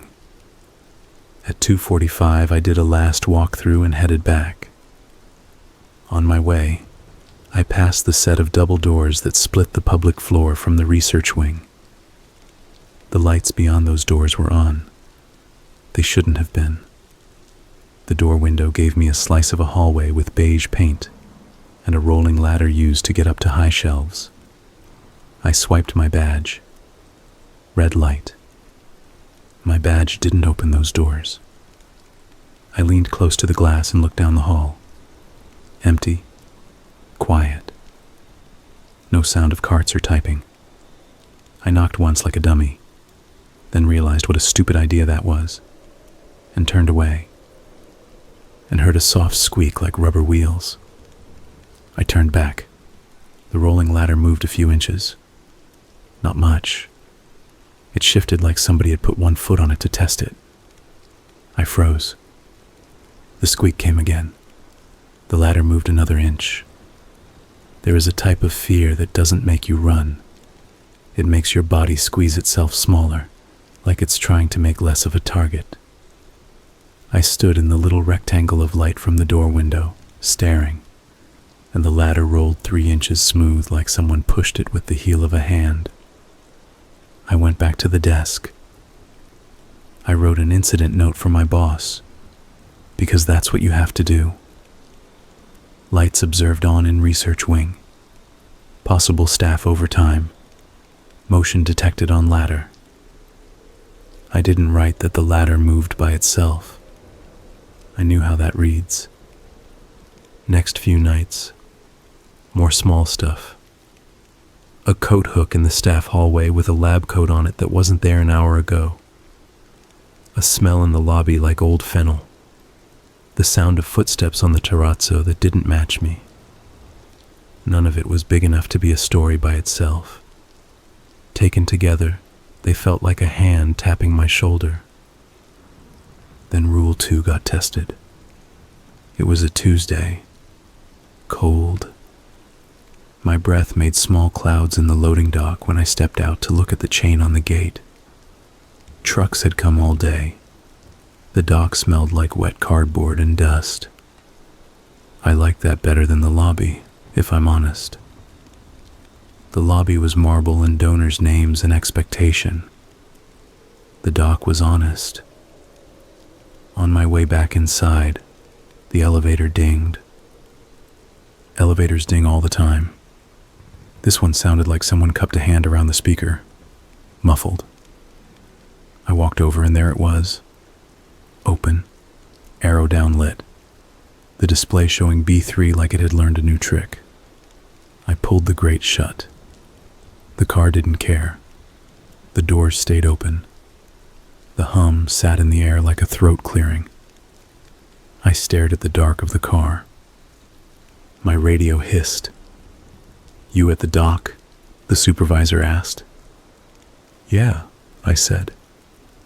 "Elevator's doing that thing." "Don't use it," he said. "Maintenance is out for it tomorrow." "Copy." A pause. Not long, but enough for me to notice. Then he said, "Don't let it sit open." "How am I supposed to not?" "Close the grate," he said, and I could hear him catch himself. "You did? Good. Tape it if you have to." He clicked off like he'd said too much. "Tape it if you have to." I pulled a roll of blue painter's tape from the junk drawer in the dock office. I crossed strips over the grate like I was doing a kindergarten craft. The air in the dock felt wrong, too thick. The way a room feels right before a storm gets serious. The little hairs on my forearms stood up. I got petty about it. I pulled another strip of tape and put it on. When I turned to walk away, the elevator car's fluorescent light flickered once and went off. The hum stayed. I left. 2 a.m. The building got that deep night feeling. Cleaning crew gone. Lights lowered farther. The hum went down a notch like the building was sleeping lighter. I poured coffee from my ugly thermos, and it tasted like pennies, because that thermos always does that. I took a sip anyway. The radio scratched. "You copy?" the supervisor asked. "Go." "You alone?" "Yeah." "Okay," he said, and then he tried to sound casual and failed. "Don't go to the diorama hall for a bit." "Why?" I said. "Just hold off." "What's up?" He didn't answer. I stood. The coffee tasted like metal in my mouth. I set it down and wiped my palms on my pants. I told myself not to check the cameras. I checked the cameras. Screen 4, diorama hall, empty. Screen 6, lobby, empty. Screen 8, research hallway, lights off. The rolling ladder parked neat against the wall like it's never been anywhere. I was about to call him back and ask if he wanted me to sit on my hands or do my job when the radio popped again. "Change of plan," he said. "Go to the hall." "Copy," I said, and I grabbed the flashlight and went because that's what you do when your boss tells you to go to the room that creeps you out. As I hit the turn, I heard the whispering again. Not distant now. Close, but not from any direction. It was like standing between two people gossiping behind a door. I walked in. The hall looked normal at first glance. Glass, shadows, painted sky. Halfway down I saw it. On the floor, dead center of the walkway, someone had chalked a circle. Not big, maybe 3 feet across. Inside the circle, a line. A straight line that stopped an inch from the edge, left side. On the right side, a little notch. I stood over it and felt my head go light like I'd stood up too fast. I looked up at the nearest case. The mountain goat stared back with glass eyes that never bothered me until then. My radio crackled. "Don't step in the circle," he said. "I'm not," I said. "Good," he said. "Back away." "Why is there?" "Back away," he said again, sharper this time. I did. My foot brushed the edge of the chalk. The whispering stopped so suddenly my ears rang. Then it started again, louder. I took another step back. I tripped on nothing, caught myself on the stanchion rope, and swore. My voice bounced off the glass like the hall was smaller than it had been a minute ago. The whispering changed. I don't know how to explain that change other than to say it went from "about me" to me. The sound gathered against my face, not my ears.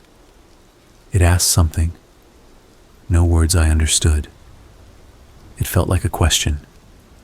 It had the shape of a question mark. My body wanted to answer. You know when someone asks your name and you say it without thinking? That impulse.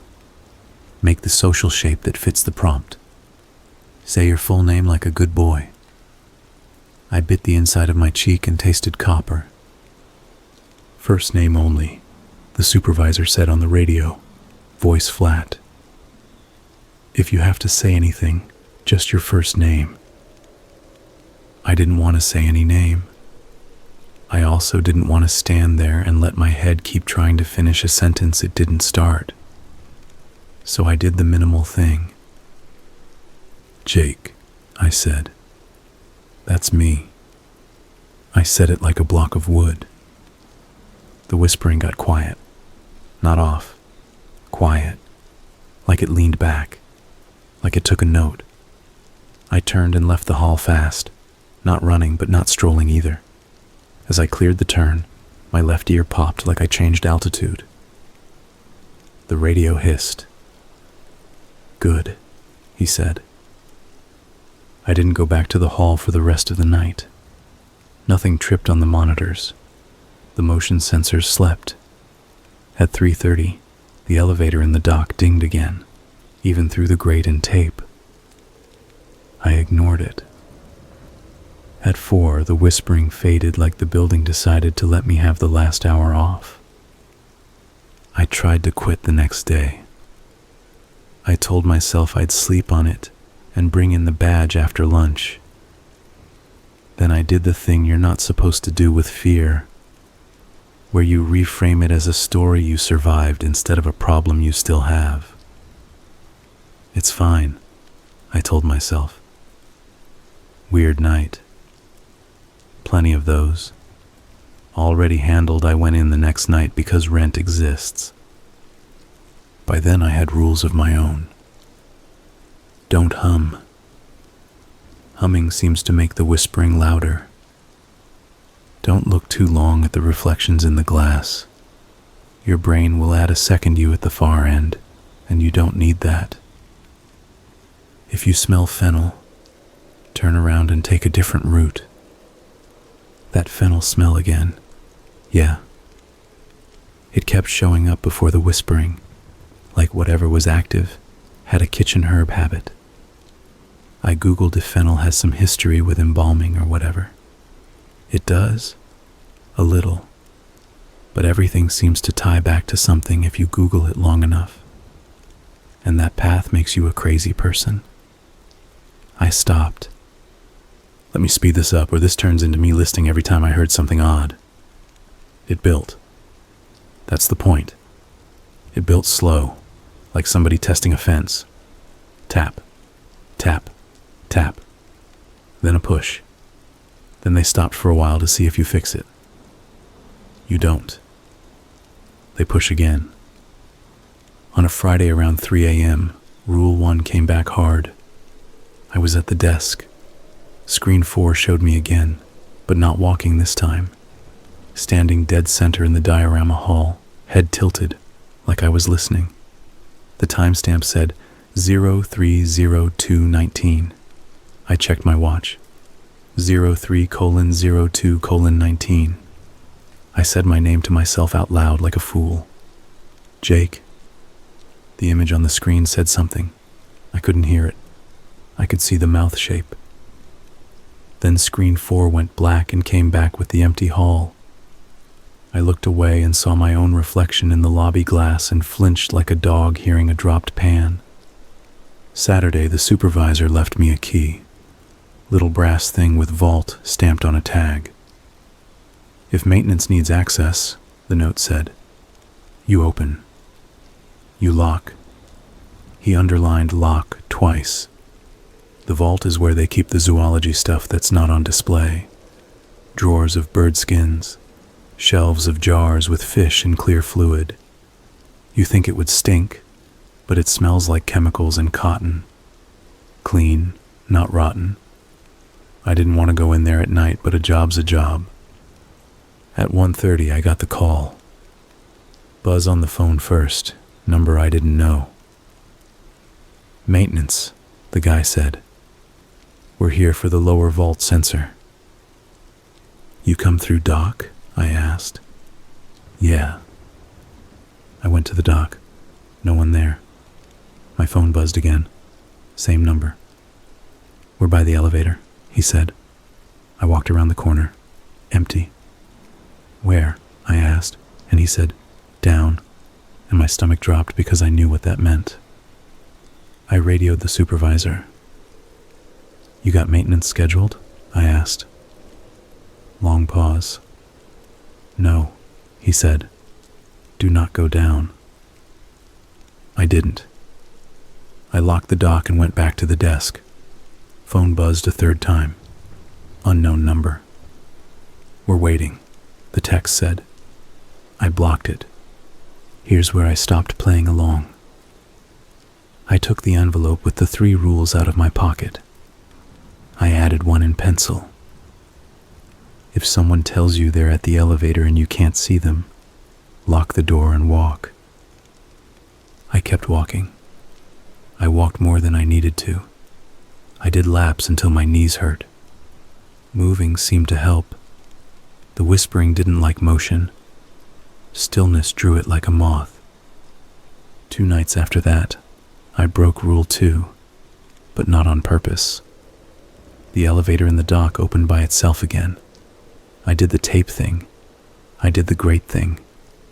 I turned away and heard something hit the floor of the car. Soft. Not a metallic thud. A soft drop, like a bag of sand. Then a second soft drop. I knew I shouldn't, but that sound made a picture in my head. A person sitting on the floor of the elevator, knees up, head down. It wasn't my imagination. It felt placed. I'm not special. I don't see through walls. But sometimes your brain gets fed something on purpose. I turned around, and the car light was on. At the back of the car, beyond the white fluorescent hum, sat a thing that was almost a person, and not. Its limbs were wrong, like they'd been measured with a bad ruler and turned into geometry. Its head was too smooth. It didn't have a face. It had a shape where a face might be. It sat with knees up in the corner like a kid in timeout.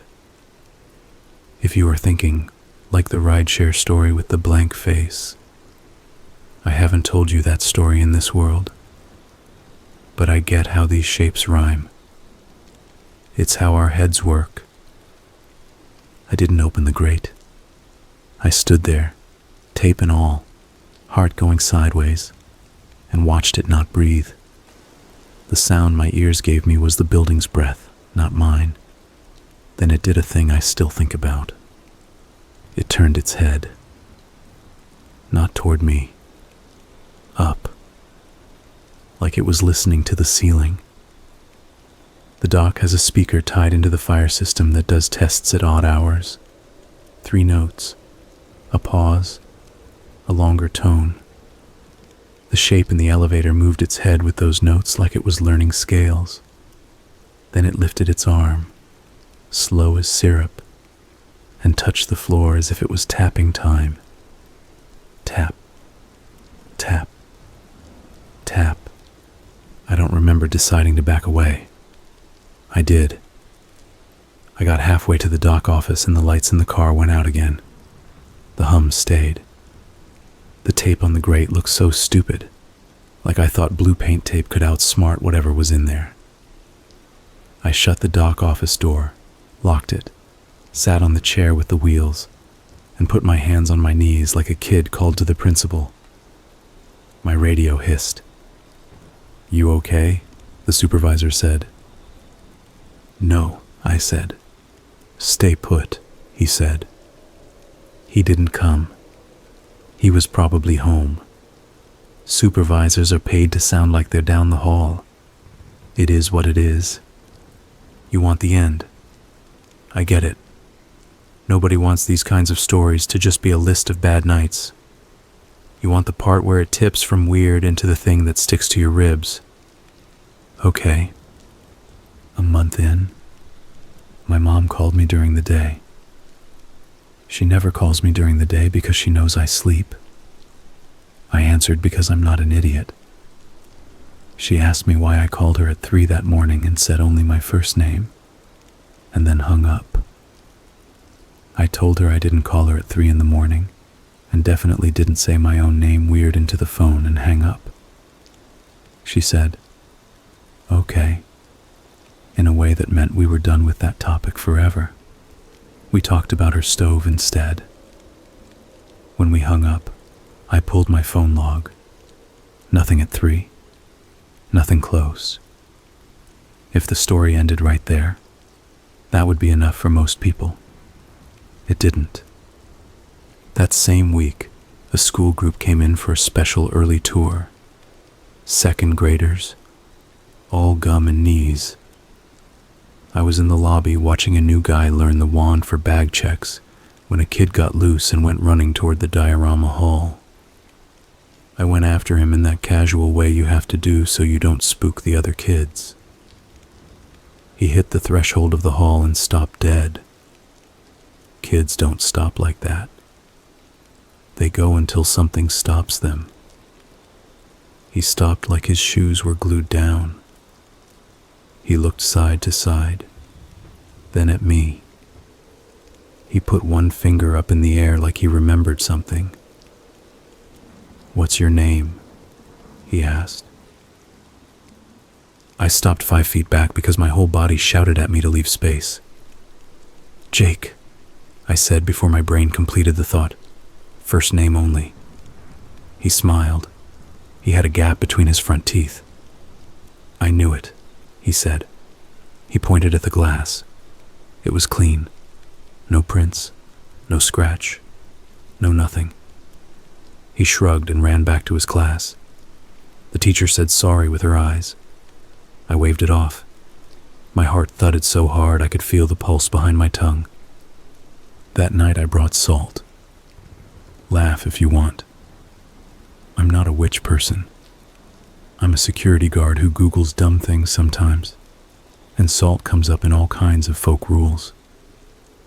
I put a little line of it across the threshold to the diorama hall. I felt stupid doing it, like a kid making a trap for Santa. I did it anyway. The first hour, nothing happened. Second hour, I heard whispering, but it was softer, like someone talking in the next room. Third hour, the salt line was broken in the middle like a mouse ran through it. I poured it again. I went to the dock to check the chain. I came back. The line was disturbed in 3 places. each place the size of the palm of a small hand. That was the night I finally asked the supervisor what the hell the rules were. He made a face like a man choosing words that won't get him written up. "We had an incident," he said. "Before your time. We had a donor event at night. Champagne, talks, lights in the cases, the whole thing. Some idiot wanted to show his girlfriend the good parts and opened a panel without clearance. The pressure equalized wrong. The hall hummed. Somebody said their name out loud, full name, right into the glass. And then for a couple months the motion sensors kept firing in that hall when no one was there. We had footprints, little ones, like somebody walked in flour and then took the longest path possible. We had a couple guards quit. We got the rules from a guy who dealt with a similar thing in a different museum. He waved a hand like museums talk. Maybe they do. What happens if you say your full name? I asked. He rubbed his nose like that question made his sinuses itch. We don't test it, he said. We got what we got. He told me one more rule I hadn't heard yet. If it asks for time, don't give it. If it asks, what time is it? Say, it's late, and walk.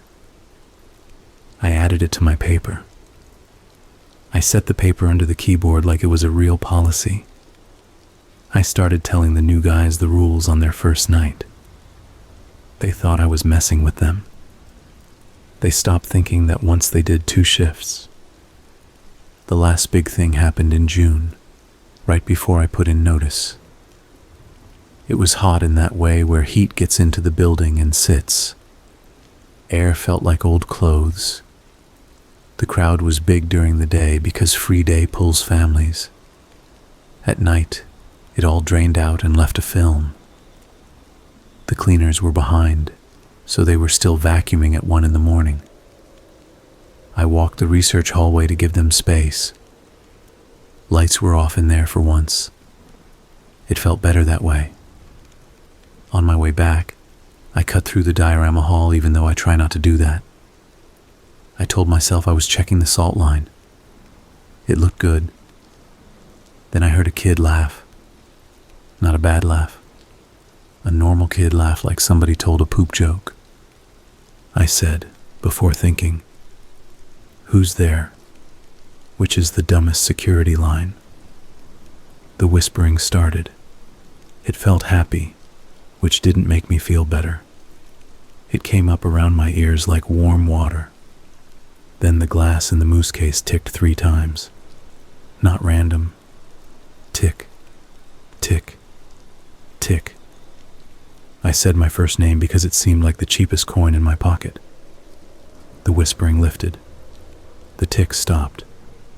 I turned to go and saw myself at the far end of the hall reflected in the case. Not my back, my front. Me standing in a different posture. Even from a distance I could see the difference. My head tilted the other way. My shoulder dropped on the wrong side. I told myself to walk. I walked. The reflection kept pace. When I turned the corner, my shadow peeled from the wall like I turned off a projector. I stopped. The shadow stopped half a beat later. I kept moving because options were not a thing. 2 minutes later I hit the dock because the dock felt like the real world. I saw blue tape stuck to the grate of the elevator, that dumb cross I'd made, and I hated it less. I went into the office to write a note because writing made things feel like work. On the desk sat an envelope with my name on it. Full name. Block letters. I didn't put that there. Nobody had badges to get in there except staff and me. My skin went hot and cold at the same time, which is a trick I hope to never feel again. I didn't open it. I took it to the lobby and set it on the desk. I stared at it too long. My radio scratched. "You good?" the supervisor said. You've been off the loop for a minute." "Got a letter," I said, and heard how dumb I sounded. "It's got my full name." "Don't read it," he said, immediate. "Throw it out." I didn't throw it out. I'm not proud of that. I put it in the drawer. I sat. I told myself I wasn't going to touch it again. 5 minutes later, it felt like the envelope was a small animal trying to breathe in there.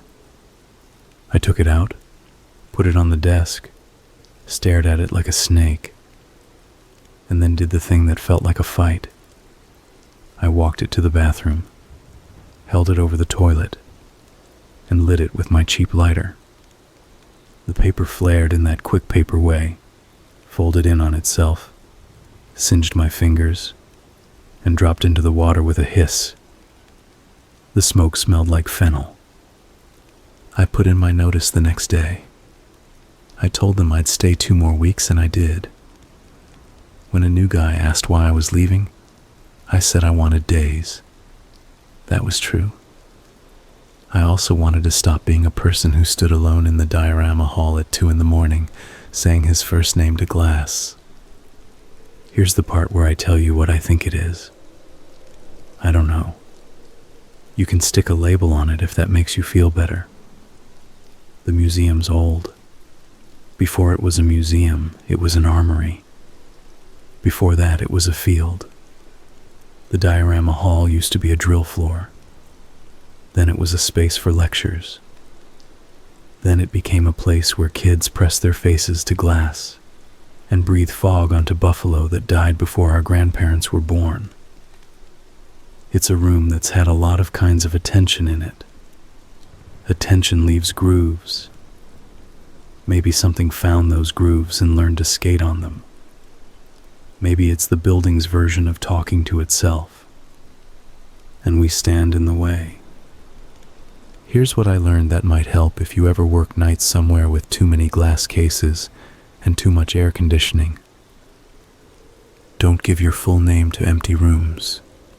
You won't get it back in the same shape. If a screen shows you where you aren't, you don't have to be there too. Elevators that go to floors that don't exist aren't for you. If someone asks you the time from a corner you can't properly see, it's late. That's it. It's late. Salt won't fix it, but salt will tell you when something stepped where you didn't. I still go back to the museum on my days off sometimes, but only when it's open and full of people. I take my niece. We look at the dinosaur bones and how big that skull is, and she asks me if the moose is real, and I say yes. And she asks if the eyes are real, and I say no. And she laughs because kids like details like that. When we walk past the diorama hall, I keep to the middle and I don't look long into the glass. People catch their own reflections and fix their hair. I don't. I look down. We get to the end and she tugs my hand and says, "Uncle Jake, what time is it?" And I say, "It's late for this part." And we go to the cafeteria for a bad pretzel. You can tell yourself these are just night shift tricks. Your brain wants to see faces. Your ears want to hear your name. Buildings make noises. Cameras freeze. Salt is silly. Elevators do what they want. Sure. Okay. The point of rules isn't the reason for them. The point is to get you through the shift. If you ever find yourself alone in a long room with glass on both sides and something in the air that wants you to complete a sentence you didn't start, give it the least. First name. It's late. Keep walking. I kept the paper with the rules, by the way. It lives in the drawer with my spare batteries and user manuals for things I don't own anymore. Sometimes at night in my apartment, when the building's vents kick on and my own windows tick, I'll hear a faint sound like someone tapping a watch crystal with a fingernail. It's probably my neighbor. It's probably the fridge. It's probably nothing. I breathe in. I breathe out. I don't say my full name. I turn over and go back to sleep. And if I wake up at 3 to my phone buzzing with a call from unknown and a feeling in my mouth like I want to say Jake into the dark, I get a glass of water. I sit at the kitchen table. I look at the stove clock. I tell the room, it's late, and let the night move past me like a hallway built for shadows that aren't mine.